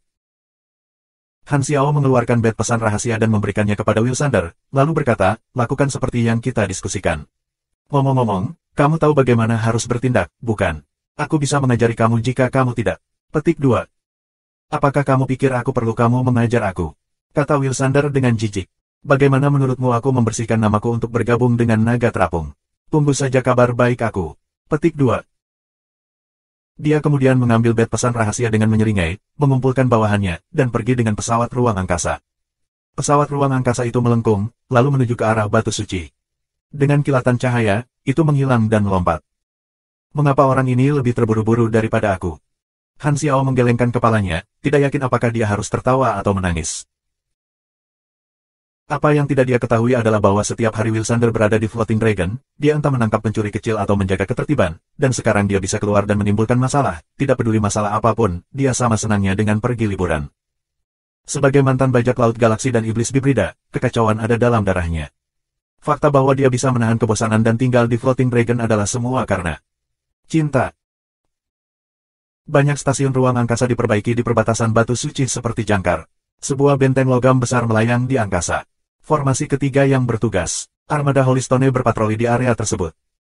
Di ruang perintah Streamlight, Sifate setengah berbaring di kursi komandannya, dan kedua kakinya ditempatkan di panel kontrol, tangannya di belakang kepalanya. Dia sedang tidur sebentar, santai sambil berjemur. Kali ini, seorang bawahan melaporkan. Komandan, sebuah pesawat ruang angkasa mendekat. Mereka telah mengirim permintaan kontak. Petik 2. Tanpa membuka matanya, Sifate bertanya dengan malas, siapa itu? Salah satu dari trio pengawal naga, Kapten Penjaga Wings Sayap Merah Wilsander. Petik 2. Celepuk. Orang-orang di ruangan itu melihat komandan mereka jatuh langsung dari kursinya. Sifate buru-buru bangkit dari kursi. Wajahnya kaku. Setiap kali dia mendengar nama Floating Dragon, dia akan merasakan sesuatu yang buruk akan terjadi. Pihak lain adalah Kapten Pengawal Naga Terapung. Setelah melihat kekuatan yang menakjubkan dari Kaisar Naga beberapa hari yang lalu, Sifate tidak berani untuk tidak memandang mereka. Permintaan itu dengan cepat disetujui. Streamlight datang ke perbatasan, dan celah muncul di sisi kapal perang. Tentakel magnetik mekanis menjulur dan menghisap ke pesawat ruang angkasa. Wilsander naik Streamlight, dan Sifate membawa anak buahnya untuk menyambutnya. Mereka bertemu di jembatan. Apakah kamu komandan Batu Suci? Kata Wilsander dengan wajah tanpa ekspresi. Sifate mengangguk. Penjaga perbatasan Batu Suci, komandan formasi ketiga Sifate. Boleh aku tahu mengapa kamu datang? Petik 2. Ya, ini alasannya. Seorang anggota naga mengambang dikejar oleh Darkstar beberapa waktu lalu, dan Kaisar Naga secara pribadi menyerang dan mengalahkan Darkstar. Para tentara bayaran yang diselamatkan mengungkapkan fakta bahwa target Darkstar adalah manik hitam. Blackstar melaporkan ini kepada aku, dan aku memerintahkan bawahan aku untuk mencarinya di Pulau Naga Terapung untuk berjaga-jaga. Yang memejutkanku, manik itu benar-benar di Pulau Naga Terapung, dan ternyata salah satu pengawalku menemukannya. Dia menyerahkan manik-manik itu, dan kami berencana untuk memberikannya kepada Godora. Karena wilayah kamu dekat, aku ingin meminta kamu untuk membantu memberikannya kepada Godora sehingga kami tidak perlu membuang waktu untuk bepergian. Petik 2. Wilsander berkata dengan nada serius seolah-olah semua ini benar-benar terjadi. Dia mengeluarkan bed pesan rahasia dan meletakkannya di tangan Sifate saat dia masih tertegun. Ini, apa, tunggu. Petik 2. Sifate benar-benar hilang dan tidak dapat membentuk kalimat lengkap. Barang telah dikirim, aku akan pergi sekarang. Petik 2. Wilsander berbalik dengan sikap dingin. Dia datang dengan cepat dan pergi dengan cepat, meninggalkan kentang panas. Bagi Sifate, ini adalah bencana yang jatuh dari langit, dan dia bahkan tidak bisa menolaknya. Meskipun ini adalah masalah sensitif, itu membutuhkan sedikit usaha untuk membantu, jadi tidak perlu untuk tidak memberikan wajah naga terapung. Ketika gambar Pulau Naga Terapung menabrak induk Darkstar, kakinya akan berubah goyah. Pulau Naga Terapung adalah entitas yang dia tidak berani tidak hormat. Sifate melaporkan ini ke atasan segera. Setelah berdiskusi, mereka memutuskan untuk tidak menelan bed pesan rahasia sendiri. Floating Dragon tahu tentang ini, jadi tidak mungkin mereka bisa menyembunyikan fakta bahwa mereka mengambilnya. Selain itu, menjaga bed pesan rahasia akan menyebabkan permusuhan Darkstar. Darkstar sangat jelas betapa pentingnya hal ini bagi mereka. Mereka bertanya-tanya apa yang ada di dalamnya. Saat ini, Batu Suci dihadapkan dengan sebuah pilihan, haruskah mereka membuka bed pesan rahasia dan melihatnya? Jawabannya pasti ya. Karena itu dilewati oleh tangan mereka. Bahkan jika mereka tidak menerimanya, setidaknya mereka harus mengintip dan tahu apa yang sedang terjadi. Pokoknya, segel bisa dipulihkan, jadi tidak ada alasan untuk takut. Holystone dengan cepat mengirim seorang mage identifikasi, yang menghabiskan 1 hari membuka bed pesan rahasia. Namun, hasilnya membuat mereka tercengang. Itu kosong. Bagaimana mungkin itu kosong? Apa yang diinginkan Darkstar dengan ini? Atau ada pesan tersembunyi di dalamnya? Ini membuat Batu Suci menyadari apa yang akan terjadi jika mereka memberikannya kepada Godora. Bed pesan rahasia kosong, dan Godora akan curiga, berpikir bahwa mereka telah mengambil apa yang ada di dalamnya. Dan mereka bahkan tidak dapat membuktikan bahwa mereka tidak. Batu Suci frustrasi, tetapi sebuah pikiran muncul di pikiran mereka, apakah naga terapung mengambil apa yang ada di dalam? Apakah menyerahkannya ke Batu Suci hanya untuk menjebak mereka? Tetapi apakah ada kebutuhan untuk naga terapung untuk melakukan ini? Darkstar tidak akan mengacaukannya. Awalnya Holystone ingin menyembunyikan fakta bahwa mereka membuka segel. Sekarang mereka tidak punya pilihan selain menghubungi Godora dan mengatakan yang sebenarnya kepada mereka, bahwa tidak ada apa-apa di dalam sejak awal dan bahwa mereka tidak mengambilnya, itu kosong ketika Floating Dragon memberikannya kepada mereka. Floating Dragon mungkin sudah lama sekali. Reaksi Godora langsung ke depan, apakah kamu pikir aku percaya itu? Beraninya kamu, Batu Suci. Kamu tidak hanya mencuri apa yang ada di dalamnya, tetapi kamu juga ingin kami salah memahami naga terapung dan menyebabkan masalah bagi kami. Sungguh kejam. Batu Suci tidak memiliki cara untuk menjelaskan diri mereka sendiri atau membuktikan apa yang mereka katakan, mereka hanya bisa dengan tegas menyatakan bahwa mereka tidak mengambil apapun. Mereka saling curiga dan curiga, tetapi barang itu masih harus dikirim. Setelah beberapa diskusi, mereka memutuskan untuk bertemu diam-diam. Di Pulau Naga Terapung, Han Xiao menghela nafas lega setelah mendengar dari Wilsander. Kesalahan akhirnya dilemparkan ke orang lain. Meskipun Darkstar gagal sekali, mereka tidak akan menyerah begitu saja. Mereka masih akan melacak bed pesan rahasia, dan tentara bayaran dan dirinya sendiri adalah target teratas. Ini adalah bahaya tersembunyi. Han Xiao telah melakukan ini untuk menghilangkan kecurigaannya dan mengalihkan perhatian sehingga dia dan tentara bayaran lainnya akan aman. Godoran dan Batu Suci kemungkinan besar akan menyimpannya sebagai rahasia. Namun, langkah selanjutnya dari rencana itu adalah membuat Wilsander, secara tidak sengaja, membocorkan informasi tersebut. Ketika itu terjadi, demi tidak menjadi sasaran oleh Darkstar, Batu Suci pasti akan menekankan fakta bahwa mereka memberikan bed pesan rahasia kepada Godora. Darkstar kemudian tidak perlu menebak di mana bed pesan rahasia berada dan menargetkan Godora secara langsung, tidak mempengaruhi orang lain lagi. Ini berarti bahwa bahaya yang tersembunyi telah diatasi, dan itu sangat penting bagi Han Xiao. Godora dan Darkstar adalah musuh sejak awal, jadi mereka tidak akan peduli, tetapi Batu Suci adalah yang paling tidak beruntung, mereka terlibat dan terseret entah dari mana, dan mereka menjadi dicurigai oleh Godora. Han Xiao sebenarnya telah membuat target yang bisa dia pilih, tetapi dia telah memilih Batu Suci karena mereka menetapkannya sekali, jadi sekarang gilirannya. Kamu tidak ingin ada masalah. Tidak masalah, kami akan memberikan kamu. Bed pesan rahasia tiba di tangan Godora, yang berarti bahwa Darkstar pada dasarnya tidak bisa mengambilnya lagi. Hanya Batu Suci dan Godora yang tahu itu kosong, Darkstar tidak tahu. Bahkan jika Darkstar mengetahuinya dari sumber lain, mereka akan berpikir bahwa Godora atau batu suci mengambil apa yang ada di dalamnya dan paling tidak akan curiga bahwa kekuatan misterius yang juga telah menelusuri bed pesan rahasia saat itu. Di atas kertas, pihak pertama yang menemukan bed pesan rahasia adalah Pulau Naga Terapung. Han Xiao selama ini tersembunyi dalam kegelapan, dan sekarang dia menarik diri keluar dari persamaan. Bagaimanapun juga, dia dan tentara bayaran lainnya yang dikejar sebelumnya sekarang aman. Dengan cara ini, risiko harus diminimalkan. Meskipun aku memiliki naga apung sebagai latar belakangku, bukan aku yang mereka takuti dan hormati. Kekuatan aku jauh dari cukup kuat, dan tidak cocok bagi aku untuk menghadapi Darkstar secara langsung. Aku perlu mengumpulkan lebih banyak kekuatan, menjaga pertumbuhan yang stabil lebih penting. Petik 2. Masalahnya akhirnya teratasi. Han Xiao merasa seluruh tubuhnya lebih ringan. Identitasnya di Pulau Naga Terapung adalah operasi lapangan, sehingga ia bisa bergerak bebas. Sekarang tujuannya telah tercapai, dia tidak tinggal lebih lama. Beberapa hari kemudian, Han Xiao mengambil agen perjalanan dan kembali ke Jubilee Hope. Herlus sudah mengambil kelompok itu kembali dan berdiri di samping dan beristirahat di stasiun. 3 tentara besar telah mengirimi mereka hadiah dari Godora 2 hari yang lalu. Cukup banyak, 30.000 enas. Termasuk uang ini, Han Xiao memiliki lebih dari 70.000 enas di akunnya, mencapai ketinggian baru. Ini hanya pemasukan langsung, dia belum menghitung jumlah di tangan para pemain. Misi ini tidak terlalu berbahaya bagi para pemain. Intel yang mereka miliki terlalu sedikit, sehingga mereka tidak tahu apa yang terjadi sepanjang waktu. Dengan Han Xiao melakukan pekerjaan secara diam-diam, mereka telah menghasilkan banyak uang. Han Xiao juga senang. Usahanya tidak sia-sia, dan itu akan menerjemahkan langsung ke daya beli para pemain. Tanpa diduga, misi perekrutan yang seharusnya sederhana ternyata menjadi rumit. Han Xiao telah mengambil sejumlah risiko selama misi. Dia awalnya melakukan misi ini untuk teknologi kompresi, tetapi dia telah mendapat manfaat lebih banyak darinya, dan nilai hadiahnya jauh lebih tinggi dari yang dia harapkan. Keuntungan disertai dengan risiko. Untungnya, dia bisa keluar dari badai dengan aman. Setelah sekian lama, Han Xiao akhirnya punya waktu untuk mencerna hadiahnya. Dengan teknologi kompresi yang dipelajari, mode pertarungan aku dapat berkembang sebagian besar. Aku akhirnya tidak akan harus melawan semuanya sendiri. Petik 2. Di dalam ruang modifikasi mesin, Han Xiao menggosok tangannya untuk mengantisipasi. Langkah pertama adalah memodifikasi semua mesin aku saat ini menjadi bentuk terkompresi sehingga tidak perlu khawatir tidak memiliki cukup mesin cadangan. Memodifikasi semua senjata saat ini adalah proses besar. Struktur baru perlu ditambahkan setelah senjata ini dibongkar.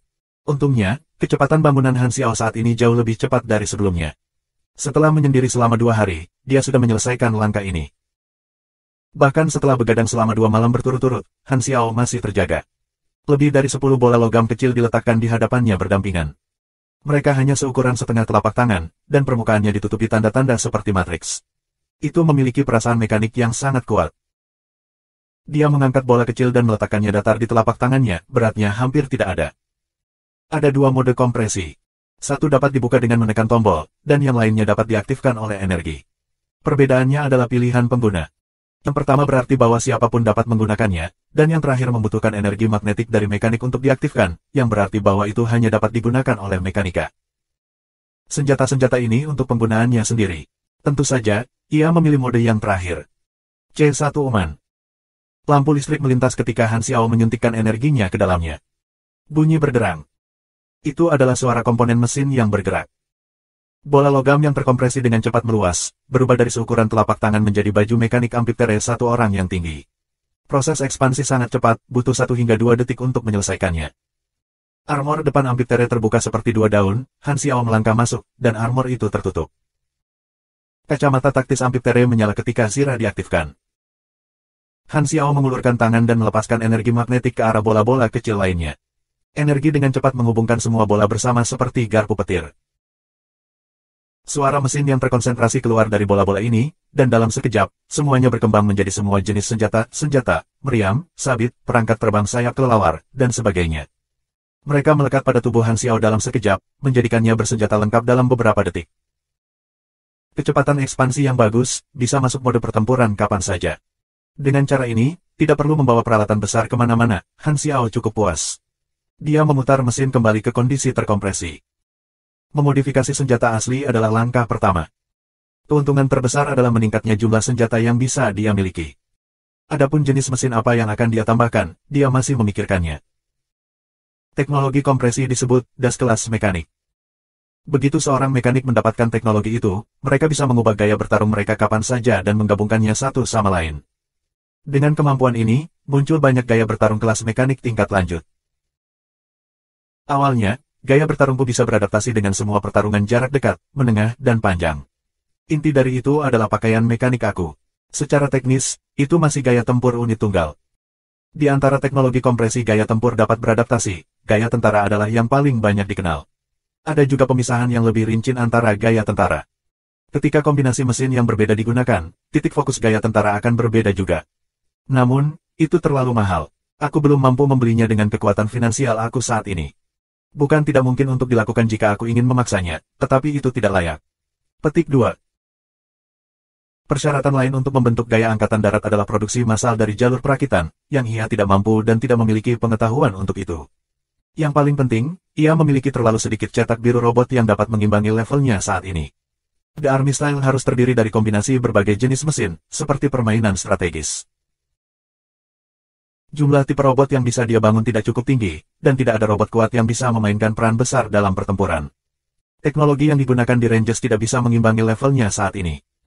Itu masih bagus untuk mengintimidasi mereka yang memiliki level rendah, tetapi ketika harus bertarung dengan seseorang di level yang sama, mereka akan segera dibongkar dalam waktu singkat. Bagaimanapun, dia punya rencana yang agak jelas. Ada beberapa tujuan yang perlu aku capai untuk saat ini. Pertama, singkirkan unit tempur tunggal, bangun sekutu yang bisa bertarung secara individu, dan mencuri musuh. Kedua, tingkatkan kemampuan serangan area dan jangkauan seranganku sendiri. Ketiga, bangun penghalang pertahanan di sekitarku dengan menggunakan mesin, layak untuk serangan dan pertahanan. Keempat, mobilitas. Agar aku dapat mundur dari medan perang ketika situasinya memburuk, aku perlu membangun perangkat yang mengganggu dan memikat, serta mesin untuk membantu dalam retret aku. Kelima, karena aku sekarang memiliki teknologi kompresi dan konstruksi mesin dasar, aku bisa membuat senjata besar, membongkar menjadi bagian-bagian yang dikompresi menjadi bola-bola kecil, menghabiskan waktu selama pertempuran untuk membangunnya, dan menjadikannya kartu as aku.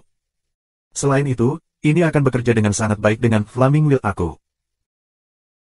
Juga, jika musuh mampu menutup jarak di antara kita, aku juga akan membutuhkan kemampuan tempur untuk melindungi diriku. Itu akan membutuhkan banyak huru-hara gaya mekanis pugilis atau senjata kelas menengah. Petik 2. Dengan cara ini, dia akan mengubah gayanya dari gaya kiting yang dipilih menjadi kalah jumlah musuh dengan mesinnya. Han Xiao menuliskan elemen-elemen kunci ini, lalu mulai mengingat mesin yang cocok. Setelah menggigit penanya sebentar, sebuah rencana dengan cepat terbentuk di kepalanya. Ada 4 gaya yang paling cocok untukku sekarang, gaya cakupan Firepower Multi-Turret, gaya Cannon Perang Raksasa, gaya Perangkap Ranjau Darat, dan gaya Hounds. Gaya-gaya ini adalah gaya yang relatif lebih sederhana untuk mengalahkan jumlah musuh. Selain gaya Perang Raksasa, gaya lainnya hanya membutuhkan mesin tingkat rendah, menggunakan kuantitas untuk menebus kualitas, murah dan terjangkau. Meskipun agak rendah hati, itu praktis terlepas dari itu. Gaya cakupan multi-turret Firepower akan memecahkan masalah daya tembak, gaya raksasa perang Cannon akan berfungsi sebagai kartu truf, gaya trap akan bertindak sebagai penghalang, dan gaya Hounds dapat mencegah musuh dari terlalu dekat. Dalam hal mobilitas, pakaian mekanik sudah bisa menyelesaikannya, atau dia bisa membangun alat transportasi satu orang kecil. Mode tempur unit tunggal asli sudah memastikan kemampuan bertarung pribadinya, dia hanya perlu memperbarui setelan mekaniknya. Dengan tulang Void Dragon dan mini nuclear reaction furnace yang dia dapatkan dari Floating Dragon, dia kebetulan bisa membangun seri mekanik baru. Setelah menyelesaikan rencana itu, Han Xiao membuka antarmuka dan mulai menggabungkan cetak biru. Dia membutuhkan sejumlah besar cetak biru tingkat rendah kali ini. Dia memiliki 1,5 miliar pengalaman tersisa, angka yang bahkan tidak bisa dibayangkan oleh pemain pada tahap saat ini. Alasan bahwa kelas mekanik adalah kelas yang paling sulit adalah karena sistem perjudian cetak biru. Itu adalah lubang pengalaman tanpa dasar, dan dengan setiap penggunaan berulang kombinasi yang sama, pengalaman yang dibutuhkan akan berlipat ganda. Untuk pemain, mereka biasanya hanya menggunakan kombinasi yang sama 5 atau 6 kali. Jika mereka masih tidak bisa mendapatkan mesin yang mereka inginkan setelah itu, mereka biasanya akan menyerah karena risikonya akan terlalu tinggi. Jika mereka menghabiskan ratusan ribu pengalaman dan mengambil pertaruhan tetapi hanya menggabungkan cetak biru yang tidak berguna atau mesin tingkat rendah, pola pikir mereka akan benar-benar miring. Bagaimanapun, itu memang menarik. Jika seorang mekanik tidak bisa mendapatkan cetak biru yang mereka inginkan, dan cetak biru lainnya tidak akan berguna setelah levelnya meningkat, itu berarti mereka tidak akan pernah bisa membuat mesin itu. Karena itu, perbedaan antara pemain mekanik cukup besar. Lagi pula, tidak semua orang bisa berbelanja seperti Han Xiao terlepas dari biaya. Ding ding ding. Pemberitahuan antarmuka terus berdering. Lusinan cetak biru mesin tingkat rendah akhirnya dibuat setelah menghabiskan lebih dari 30 juta pengalaman, dan ini adalah pengeluaran hanya dengan menggunakan pengetahuan dasar. Jika dia tidak mengetahui berbagai kombinasi dengan jelas, akan membutuhkan biaya 30 hingga 40% lebih banyak. Daftar kemampuan Han Xiao menjadi sangat panjang dan mempesona. Setelah menghitung, Han Xiao menerima total 6 jenis artileri, 4 jenis robot, 8 jenis perangkap mekanik, 11 jenis senjata api, 7 jenis senjata mekanik jarak dekat, dan beberapa cetak biru acak lainnya. Meskipun ada beberapa mesin tingkat rendah dari kategori yang sama, mereka semua memiliki fungsi yang berbeda. Sekarang persediaan cetak biruku lebih kaya, aku punya banyak pilihan lagi. Han Xiao mengangguk, ini bukan satu-satunya targetnya. Dengan cetak biru tingkat rendah ini, ada lebih banyak bahan untuk membuat cetak biru. Dengan menggabungkan keunggulan cetak biru dari kategori yang sama dan menciptakan cetak biru baru, aku kemudian akan membuat peralatan sendiri. Itu akan menjadi mesin kelas atas di level dan kategori yang sama, dan kekuatannya mungkin melebihi levelnya. Petik 2. Untuk menggabungkan keunggulan beberapa cetak biru dan membuat cetak biru sendiri. Inilah alasan mengapa ia menggabungkan begitu banyak mesin tingkat rendah. Han Xiao meninggalkan ruang modifikasi dan menuju ke area pasar untuk membeli bahan. Dia memiliki lebih dari 70.000 enas di akunnya, mengeluarkan sebagian kecil dari itu akan cukup baginya untuk membeli sejumlah besar bagian tingkat rendah. Dia hanya harus menunggu sampai mereka dibebaskan. Sebelum itu, dia telah berjanji pada Herlus untuk membangun prostetik mekanik. Di ruang modifikasi mesin, Herlus melepas perban dan memperlihatkan bahu kirinya yang kosong, yang merupakan luka yang sangat rapi. Dia sedikit gugup. Apa yang harus aku lakukan? Han Xiao sedang mengukur dan merekam ukuran luka Herlus, dan tanpa melihat ke atas, dia menjawab, jangan berteriak terlalu keras. Will, akankah itu sangat menyakitkan? Aku harus memotong lukamu dan menghubungkan lengan mekanik dengan sarafmu, jadi. Tingkat rasa sakitnya harus sama dengan memotong lenganmu lagi, lalu memasukkan sepotong logam ke dagingmu yang terbuka. Gandakan rasa sakit, beli satu dapat satu gratis. Petik 2. Wajah Herlus menjadi kaku. Bisakah aku mengambil anestesi? Apakah kamu tidak memiliki gagasan tentang kemampuan fisikmu? Han Xiao mengeluarkan bola kecil tanpa ekspresi, dan itu berkembang menjadi palu besar. Apakah kamu ingin aku memberimu anestesi fisik? Petik 2. Sudahlah. Jika aku bangun di tengah jalan, aku akan menerima pemukulan tanpa bayaran. Petik 2. Herlus menelan ludahnya. Tunggu sebentar dulu. Setelah Han Xiao selesai mengukur, dia mengeluarkan materi dan mulai membangun di meja kerja. Gerakannya sangat cepat dan mempesona. Herlus duduk di samping dengan sangat gugup, dan detik terasa seperti bertahun-tahun. Tidak lama kemudian, lengan mekanik dibuat. Itu memiliki baju besi paduan perak, berbagai struktur output daya, perisai kecil terpasang di punggung tangan dan lengan bawah, dan banyak port koneksi saraf kecil di mana ia terhubung ke tubuh. Han Xiao memiliki pengetahuan koneksi saraf, jadi dia telah menggabungkan cetak biru lengan mekanik palsu sebelum datang. Dia mengambil pisau kecil dan memotong keropang pada luka, Herlus menggigil seketika. Kemudian, Han Xiao mengambil daging dengan plier kecil, mengangkat lengan mekanik, membidik luka, dan menekannya. Bersenandung. Lengan mekanik menyala, dan banyak jarum tipis dan panjang menjulur dari port koneksi dan mengebor tulang Herlus untuk terhubung ke saraf. TSSS. Tubuh Herlus segera mengencang, dan butiran-butiran besar keringat menggulung tubuhnya. Dia mengepalkan giginya, tapi teriakan pelan terdengar di antara giginya. Setelah lebih dari 10 menit, rasa sakit akhirnya mulai memudar. Melalui rasa sakit, Herlus mendapatkan kembali indera lengan kirinya. Dia mencoba menggerakkan lengannya. Lengan mekanis bergerak ketika dia menghendaki melalui koneksi saraf dengan suara berdengung, itu praktis secepat dan semeriah lengan normal. Jadi, seperti inilah rasanya prosthetics, kata Herlus. Lalu, dia melambaikan tangannya membanting tinjunya ke tanah. Ledakan. Dia menciptakan lubang dangkal di lantai logam. Ini adalah lengan pelindung prostetik S30, kekuatan yang kuat, armor tebal, model yang agak bagus, digunakan untuk pertarungan fisik murni. Gunakan ini untuk saat ini, kata Han Xiao. Herlus mengangguk. Lengan mekanik prostetik tidak dapat menghasilkan energi, jadi kekuatannya sebagai seorang pugilis agak melemah, tetapi setidaknya, itu jauh lebih baik daripada tidak memiliki lengan kiri. Herlus membenci ember, yang telah membuatnya menjadi cacat, tetapi dia lebih takut padanya. Dia tidak pernah ingin bertemu ember lagi. Untungnya, pria mengerikan itu sudah mati. Selain itu, kecacatan itu hanya sementara. Blackstar mengatakan bahwa dia memiliki kesempatan untuk pulih, jadi Herlus tidak bisa membantu tetapi berharap untuk itu. Ngomong-ngomong, 2 hari yang lalu, prajurit Sunil lainnya menghubungiku. Mereka mengatakan bahwa mereka ingin mendiskusikan sesuatu denganmu. Herlus tiba-tiba ingat. Apa yang ingin mereka diskusikan denganku? Untuk meminjam uang. Beritahu mereka bahkan tidak memikirkannya. Petik 2. Bukan itu. Herlus batuk, dan dia sedikit malu. Sebenarnya, mereka ingin bergabung dengan Black Star Mercenary Group. Karena apa yang terjadi dengan Kaisar Naga, Han Xiao telah menjadi kaya baru dalam industri tentara bayaran. Dari apa yang dirasakan Herlus, tujuan bergabung dengan Black Star di titik ini sangat jelas, mereka ingin mendapatkan keuntungan dari identitas dan ketenaran Han Xiao. Dengan menggunakan koneksi roket Black Star di industri, mereka akan bisa mendapatkan perawatan yang lebih baik, yang pada gilirannya akan membantu mereka mendapatkan lebih banyak uang. Karena itu, agak memalukan bagi Herlus untuk mengatakan. Namun, kehidupan para pejuang ini tidak mudah, jadi dia hanya bisa setuju untuk membantu tentara bayaran dari rasnya mengucapkan beberapa patah kata. Dia dengan gugup menunggu tanggapan Han Xiao. Mata Han Xiao berbinar. Karena pengaruh Kaisar Naga, nama Black Star sekarang terkenal. Membuat lebih banyak koneksi di industri tentara bayaran akan menyamakan dengan lebih banyak peluang perekrutan, ditambah imbalan yang lebih tinggi. Mereka yang memilih untuk menjadi tentara bayaran sebagian besar melakukannya demi uang, dan ini sangat menarik bagi tentara bayaran normal. Jika aku membuat pengumuman dan mengirimkan pemberitahuan rekrutmen, akan ada ribuan tentara bayaran tingkat bawah yang merespons. Meskipun ekspansi bermanfaat bagi aku sekarang, tidak perlu terburu-buru. Aku memiliki dasar sekarang, apa yang perlu aku lakukan adalah memperkuat posisi Black Star. Tidak perlu berkembang dengan cepat, pertumbuhan yang stabil lebih penting. Petik 2. Orang luar tidak bisa diandalkan, dan namanya ada di telepon. Target Han Xiao adalah pemain masa depan. Dia sekarang hanya menunggu versi berikutnya untuk dimulai, dan kemudian, dia akan dapat merekrut ribuan pemain. Ukuran tubuhnya kemudian akan mencapai tingkat 3 tentara besar. Dia tidak kekurangan tenaga kerja, jadi tidak perlu terburu-buru. Apapun, Sunils adalah kekuatan tempur yang sangat berkualitas tinggi. Sejak perpecahan mereka, situasi mereka yang sudah buruk menjadi lebih buruk, sehingga keinginan mereka untuk mendapatkan uang semakin kuat. Berapa banyak yang ingin datang? Tanya Han Xiao. Sekitar 100 atau lebih.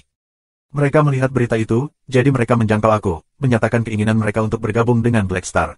Petik 2. 100 hanyalah sebagian kecil dari semua prajurit Sunil. Mereka melihat satelit Starring Express News dan mengingat bahwa kelas B Super Herlus dari ras mereka ada di Black Star. Jadi, seseorang menyarankan ide itu, mengumpulkan sekitar 100 tentara bayaran Sunil lainnya, dan datang untuk bergabung dengan Han Xiao.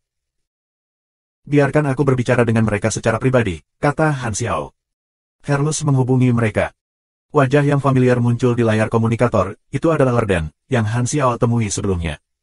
Karena dia mengenal Han Xiao secara pribadi, dia telah dipilih sebagai perwakilan. Kita bertemu lagi, Black Star, kata Lerden. Han Xiao mengangguk dan langsung ke titik. Kalian ingin bergabung dengan kelompok tentara bayaran aku? Ya, yang kami maksud adalah menjalankan misi Black Star dengan nama kamu, dan untuk itu, kami bersedia menyerahkan 15% dari komisi kami, kata Lerden. Meskipun mereka harus memberikan jumlah tertentu dari komisi mereka, dengan koneksi Black Star, mereka akan menerima perawatan yang lebih baik dan lebih aman. Mereka hanya akan menghasilkan lebih banyak. Jadi, itu taktik bergabungnya.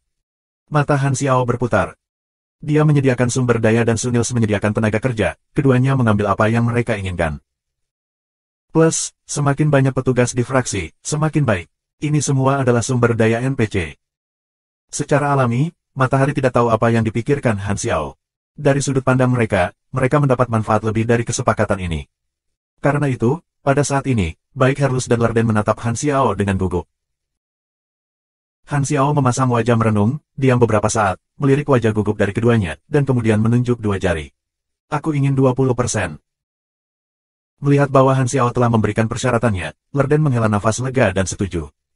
Setelah beberapa diskusi, mereka memutuskan rencana kerjasama. 100 tentara bayaran Sunil ini bergabung dengan Black Star dan membentuk tim sendiri.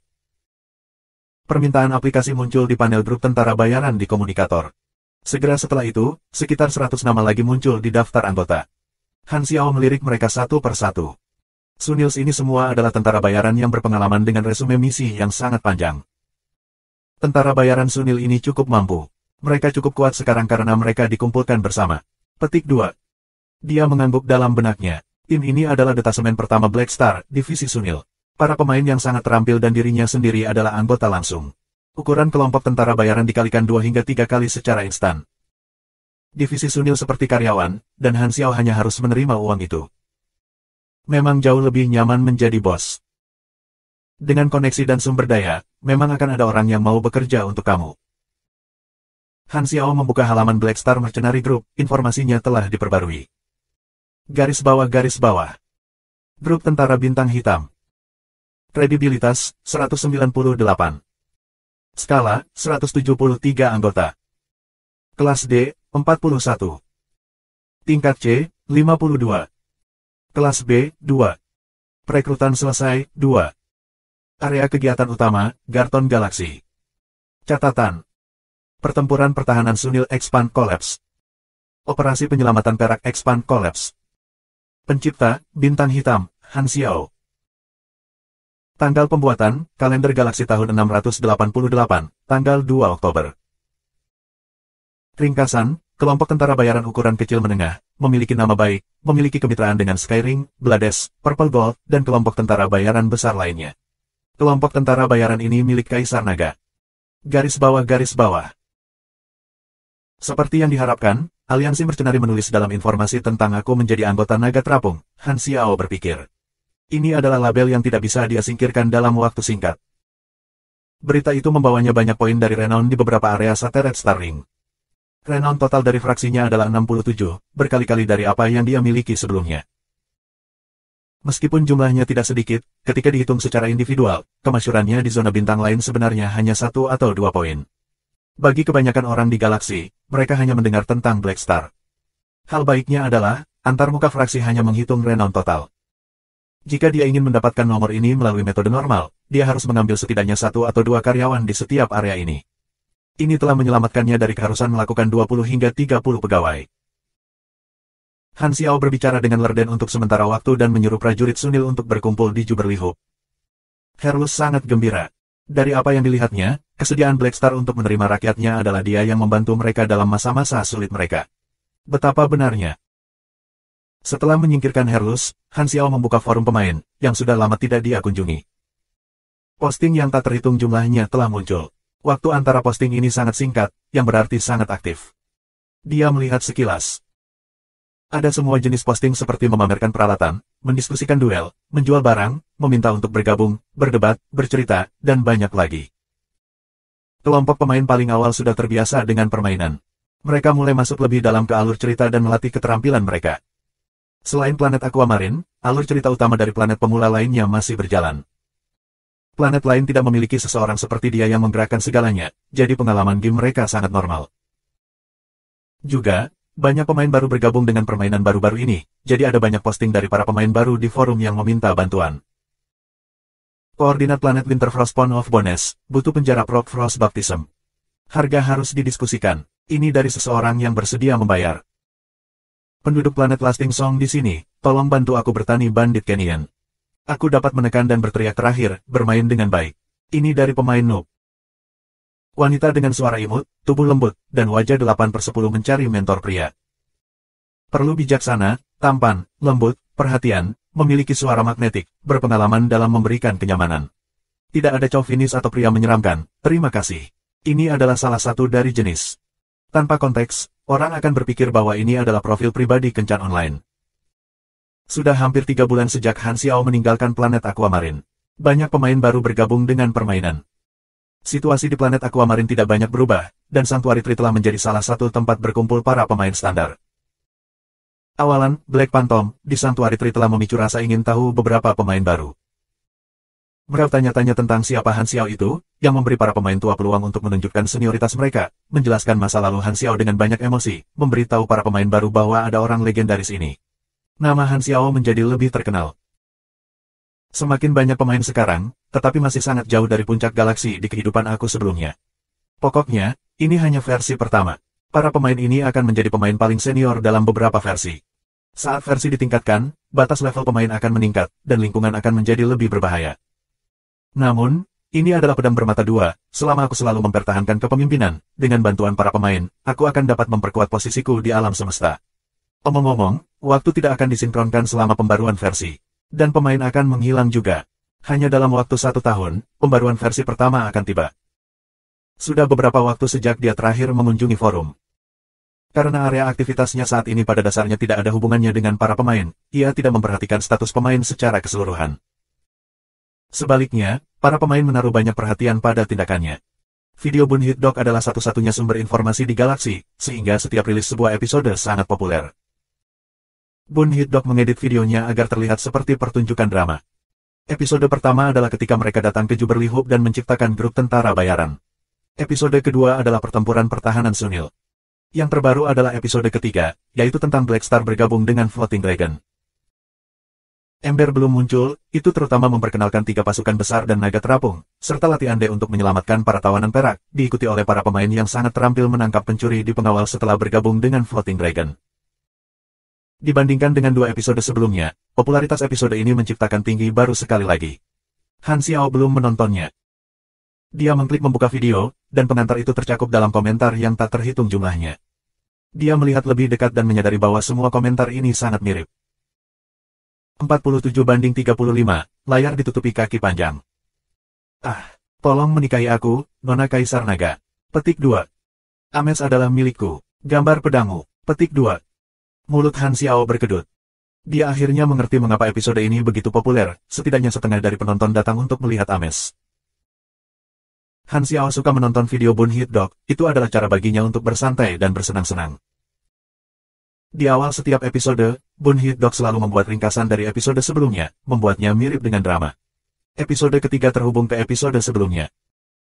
Kali ini, latar belakang yang ditampilkan sebelum para pemain jauh lebih besar, dan ada pertempuran ruang, sungai bintang-bintang, dan banyak lagi. Memberi para pemain pengetahuan yang lebih jelas tentang detail galaksi. Semakin banyak pasukan muncul, perak dari lapangan bintang lain, 3 tentara bayaran besar, pulau naga terapung, dan sebagainya. Video itu dibuat dari perspektif orang ketiga Bunhit Dog. Mulai dari rekrutmen perak hingga tiba di pulau naga terapung yang penuh warna dan berbahaya, tempat banyak tentara bayaran berkeliaran. Ada ribuan spesies dan peralatan aneh. Para penonton merasakan perasaan tenggelam, yang memicu minat mereka. Komentar itu penuh dengki. Betapa aku iri pada para pemain tingkat dewa ini, bisa memasuki ruang angkasa. Mereka memang kuat, tidakkah kalian ingat apa yang terjadi terakhir kali? Hanya pria sejati yang bisa bertahan 30 detik dengan Black Phantom. Petik 2. Hehehe, hanya pemain tingkat dewa dari negara kita yang naik ke langit. Aku dengar bahwa klub profesional dari negara lain merasa sangat tertekan, pemain mereka bekerja lembur setiap hari hanya untuk melakukan lebih banyak misi. Petik 2. Klub-klub sedang mempersiapkan Liga Nasional dalam waktu 9 bulan. Para pemain pro yang mengikuti Han Xiao ini memiliki kesempatan yang sempurna untuk berkembang, yang membuat pemain-pemain lain yang bersaing sangat tertekan. Potongan Bunhit Dog di antara adegan sangat lurus ke depan. Acara selanjutnya datang segera. Kelompok tentara bayaran telah mengunci target, dan latihan dermaga dimulai dalam sekejap. Itu adalah latihan menulis yang melibatkan ratusan orang. Ada banyak kemampuan yang digunakan, membentuk lampu warna-warni dan ledakan, hampir memekakkan telinga. Ada kelompok bajak laut yang menembak laser secara bersamaan, Pugilis saling berhadapan satu sama lain, dan banyak lagi. Para penonton terpesona, mereka merasa seperti berada di medan perang sendiri, seperti perahu di tengah badai, mengikuti perspektif Bunhit Dog di belakang Han Xiao dan menyerbu ke depan, menerobos segala sesuatu di depan mereka. Dari perspektif dalam video, penonton dapat melihat pertarungan Han Xiao dengan sangat jelas. Han Xiao mengenakan pakaian mekanik yang kompleks dan hitam, sepasang sayap kelelawar turbo mekanis membentang di belakang punggungnya, dan sabitnya ditutupi percikan listrik, seperti dewa kematian. Kemudian, keterikatan berat jatuh dari langit, secara otomatis melekatkan diri mereka ke tubuh Han Xiao melalui koneksi magnetik, berubah menjadi mode pengepungan dalam sekejap mata. Raksasa eksoskeleton mekanik setinggi 4 meter itu melambaikan tangannya seperti bola besi, menghancurkan musuh. Han Xiao tak terbendung. Bagian logam ini terlihat sangat keren. Aku bertanya-tanya apakah dia bisa mengubah dan meluncurkan satu. Petik 2. Garis sudut ini. Struktur rumit ini. Inilah keindahan permesinan. Petik 2. Kecantikan adalah semua yang dimiliki kelas mekanik, itu benar-benar sampah ketika berkelahi. Kami para pugilis menempati peringkat pertama dalam PK profesional, bagaimana menurut kamu? Petik 2. Yang kamu lakukan hanya dengan meninju dan menendang, yang tidak ada teknisnya untuk kamu. Apa yang menyenangkan dari bermain itu? Kamu tidak tahu betapa menyenangkannya kelas mekanik, kegembiraan cetak biru judi, rasa pencapaian akhirnya membangun sepotong mesin setelah mengumpulkan bahan, kesenangan dalam menggabungkan gaya. Petik 2. Dan kemudian, mesin yang kamu habiskan begitu banyak untuk membangun diubah menjadi sampah dengan beberapa pukulan dari kami, hahaha. Yah, bukankah kamu arogan? Jika kamu sangat baik, mengapa kamu tidak mencari Frenzied Sword? Apakah kamu pikir gelarnya, Pugilis Mekanik Top di Cina, hanya untuk pertunjukan? Juga, pernahkah kamu melihat video mekanik top Amerika Utara selama kompetisinya? Berapa banyak pugilis yang dia kalahkan dengan mudah dengan combo permesinannya yang mempesona? Petik 2. Baik, aku memilih Esper. Kelas mekanik benar-benar terlalu mahal, tidak bisa diisi cukup. Kamu semua adalah sampah, mantraku akan membuatmu merasa menyesal. Selain komentar yang bertengkar ini, ada juga orang yang berdiskusi secara normal.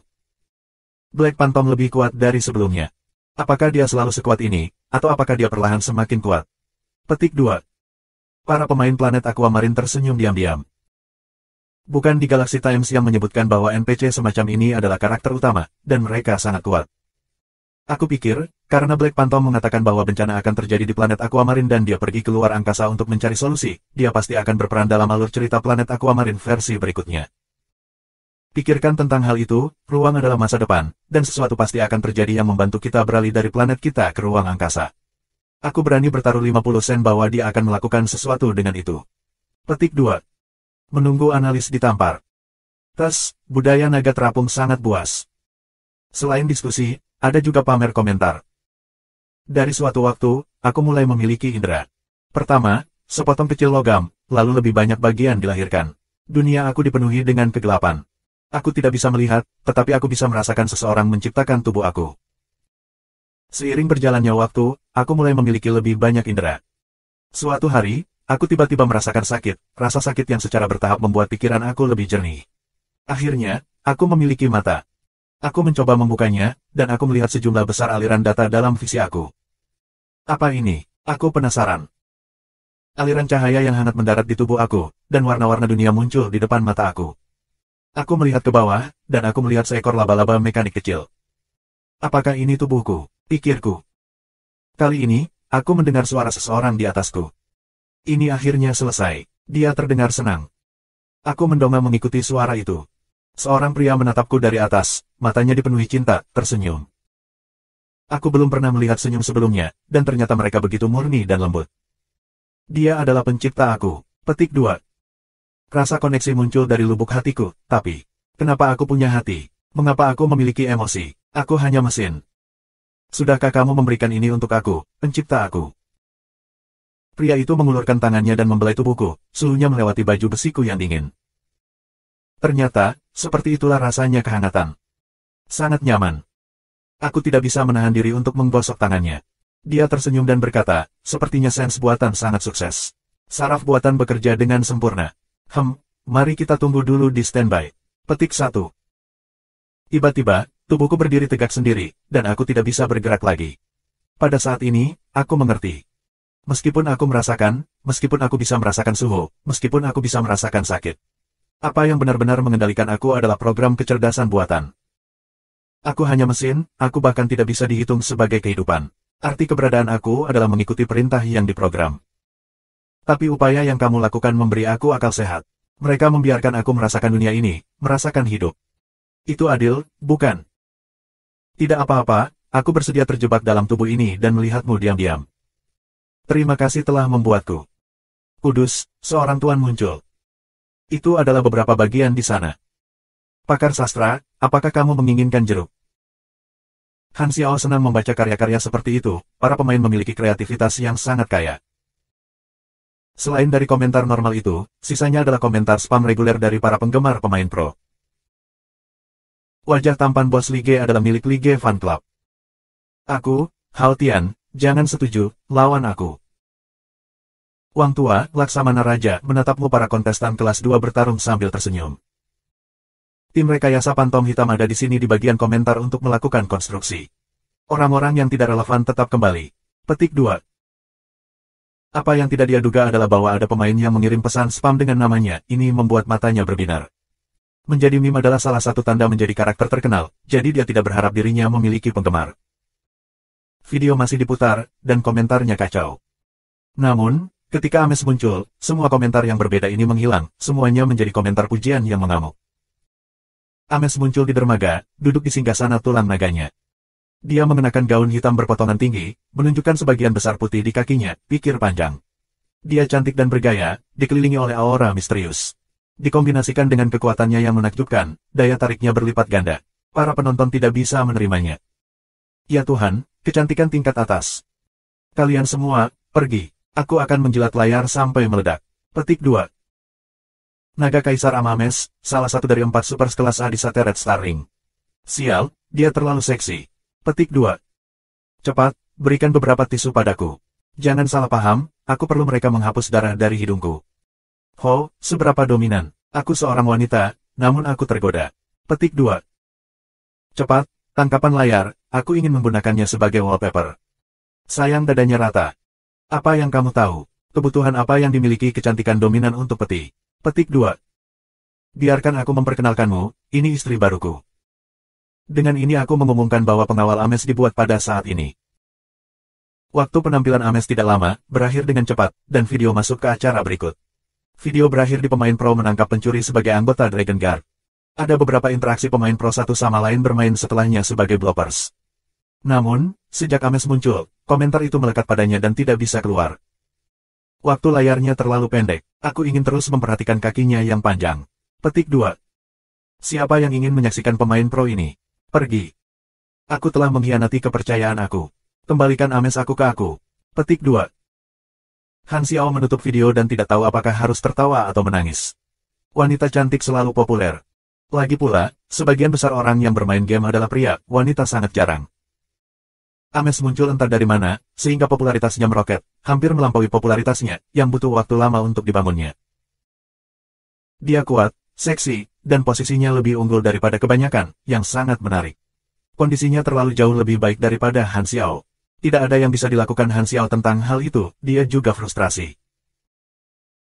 Agar karakter pria menjadi populer, harus ada sesuatu yang unik, baik orang asing, pria sejati, atau kekuatan luar biasa. Dia yakin bahwa menjadi tampan bukanlah sesuatu yang dia kekurangan, tetapi faktor-faktor lain tidak cukup tinggi saat ini. Bagaimanapun, Ames yang lebih populer adalah di antara para pemain, semakin aku akan mendapat manfaat darinya. Aku saat ini di bawah Kaisar Naga, dan selama para pemain tahu tentang itu, aku dapat berbagi popularitasnya dan meningkatkan daya tarik fraksi aku. Ini hanya sesuatu yang ekstra untuk Han Xiao. Menurut cetak biru aslinya, bahkan tanpa pengaruh Ames, ia juga akan dapat membuat sejumlah besar pemain planet Aquamarine bergabung dengannya dengan sukarela. Apapun, semakin tinggi pengaruhnya, semakin baik, dia tidak punya masalah dengan itu. Dalam 2 hari, bahan yang aku pesan akan tiba. Jumlah mesin yang harus aku buat kali ini sangat besar, jadi aku mungkin harus membangun sendiri untuk beberapa waktu. Yang terbaik adalah memberikan para pemain sesuatu yang harus dilakukan dan memastikan mereka tidak terlalu bosan, atau mereka akan menyebabkan masalah. Boon Hit Dog sangat bermasalah akhir-akhir ini. Meskipun episode ketiga mencapai tingkat popularitas baru karena Ames, membuatnya terkenal, dan memberinya banyak penggemar, itu juga memberi masalah Boon Hit Dog. Kaisar Naga terlalu populer. Banyak pemirsa mengiriminya pesan pribadi yang memintanya untuk masuk lebih banyak adegan termasuk dengan Ames di dalamnya. Tentu saja, Boon Hit Dog sangat bersedia melakukannya. Dia bahkan sudah memikirkan konten episode 4. Itu akan terhubung episode 3, termasuk putaran dan belokan yang terjadi setelahnya, akhirnya menyelamatkan Silvers, menambah anggota baru, semua jalan untuk dikejar oleh kedatangan Darkstar dan kedatangan Kaisar Naga, menciptakan sensasi. Tapi masalahnya adalah, dia tidak memiliki rekaman bagian ini. Ketika mereka dikejar oleh armada Darkstar, pada saat-saat ketika dia tidak melakukan apapun di pesawat ruang angkasa, dia bersembunyi di bawah tanah, jadi dia tidak punya kesempatan untuk merekam sama sekali, dan dia bahkan merindukan bagian di mana Ames benar-benar menghancurkan armada Darkstar. Ini membuatnya benar-benar menyesal. Adegan yang sedemikian agung dipenuhi dengan bahan peledak, dan dia tidak merekamnya. Benar-benar kelalaian tugas. Karena itu, dia selalu cemberut akhir-akhir ini. Tidak peduli seberapa keras dia berpikir, dia tidak bisa memikirkan cara untuk menebus bagian dari konten ini. Pada saat ini, Han Xiao memasuki aula istirahat benteng dan melihat sekeliling. Sebagian besar pemain ada di sana. Mereka melihatnya berjalan masuk, dan semua mata menatapnya, berkedip dengan antisipasi. Di mata para pemain ini, Black Star Mercenary Group adalah faksi yang tumbuh di mana mereka dapat mendorong pertumbuhan. Mereka menantikan item apa yang akan diperbarui di toko fraksi setelah misi sewa ini.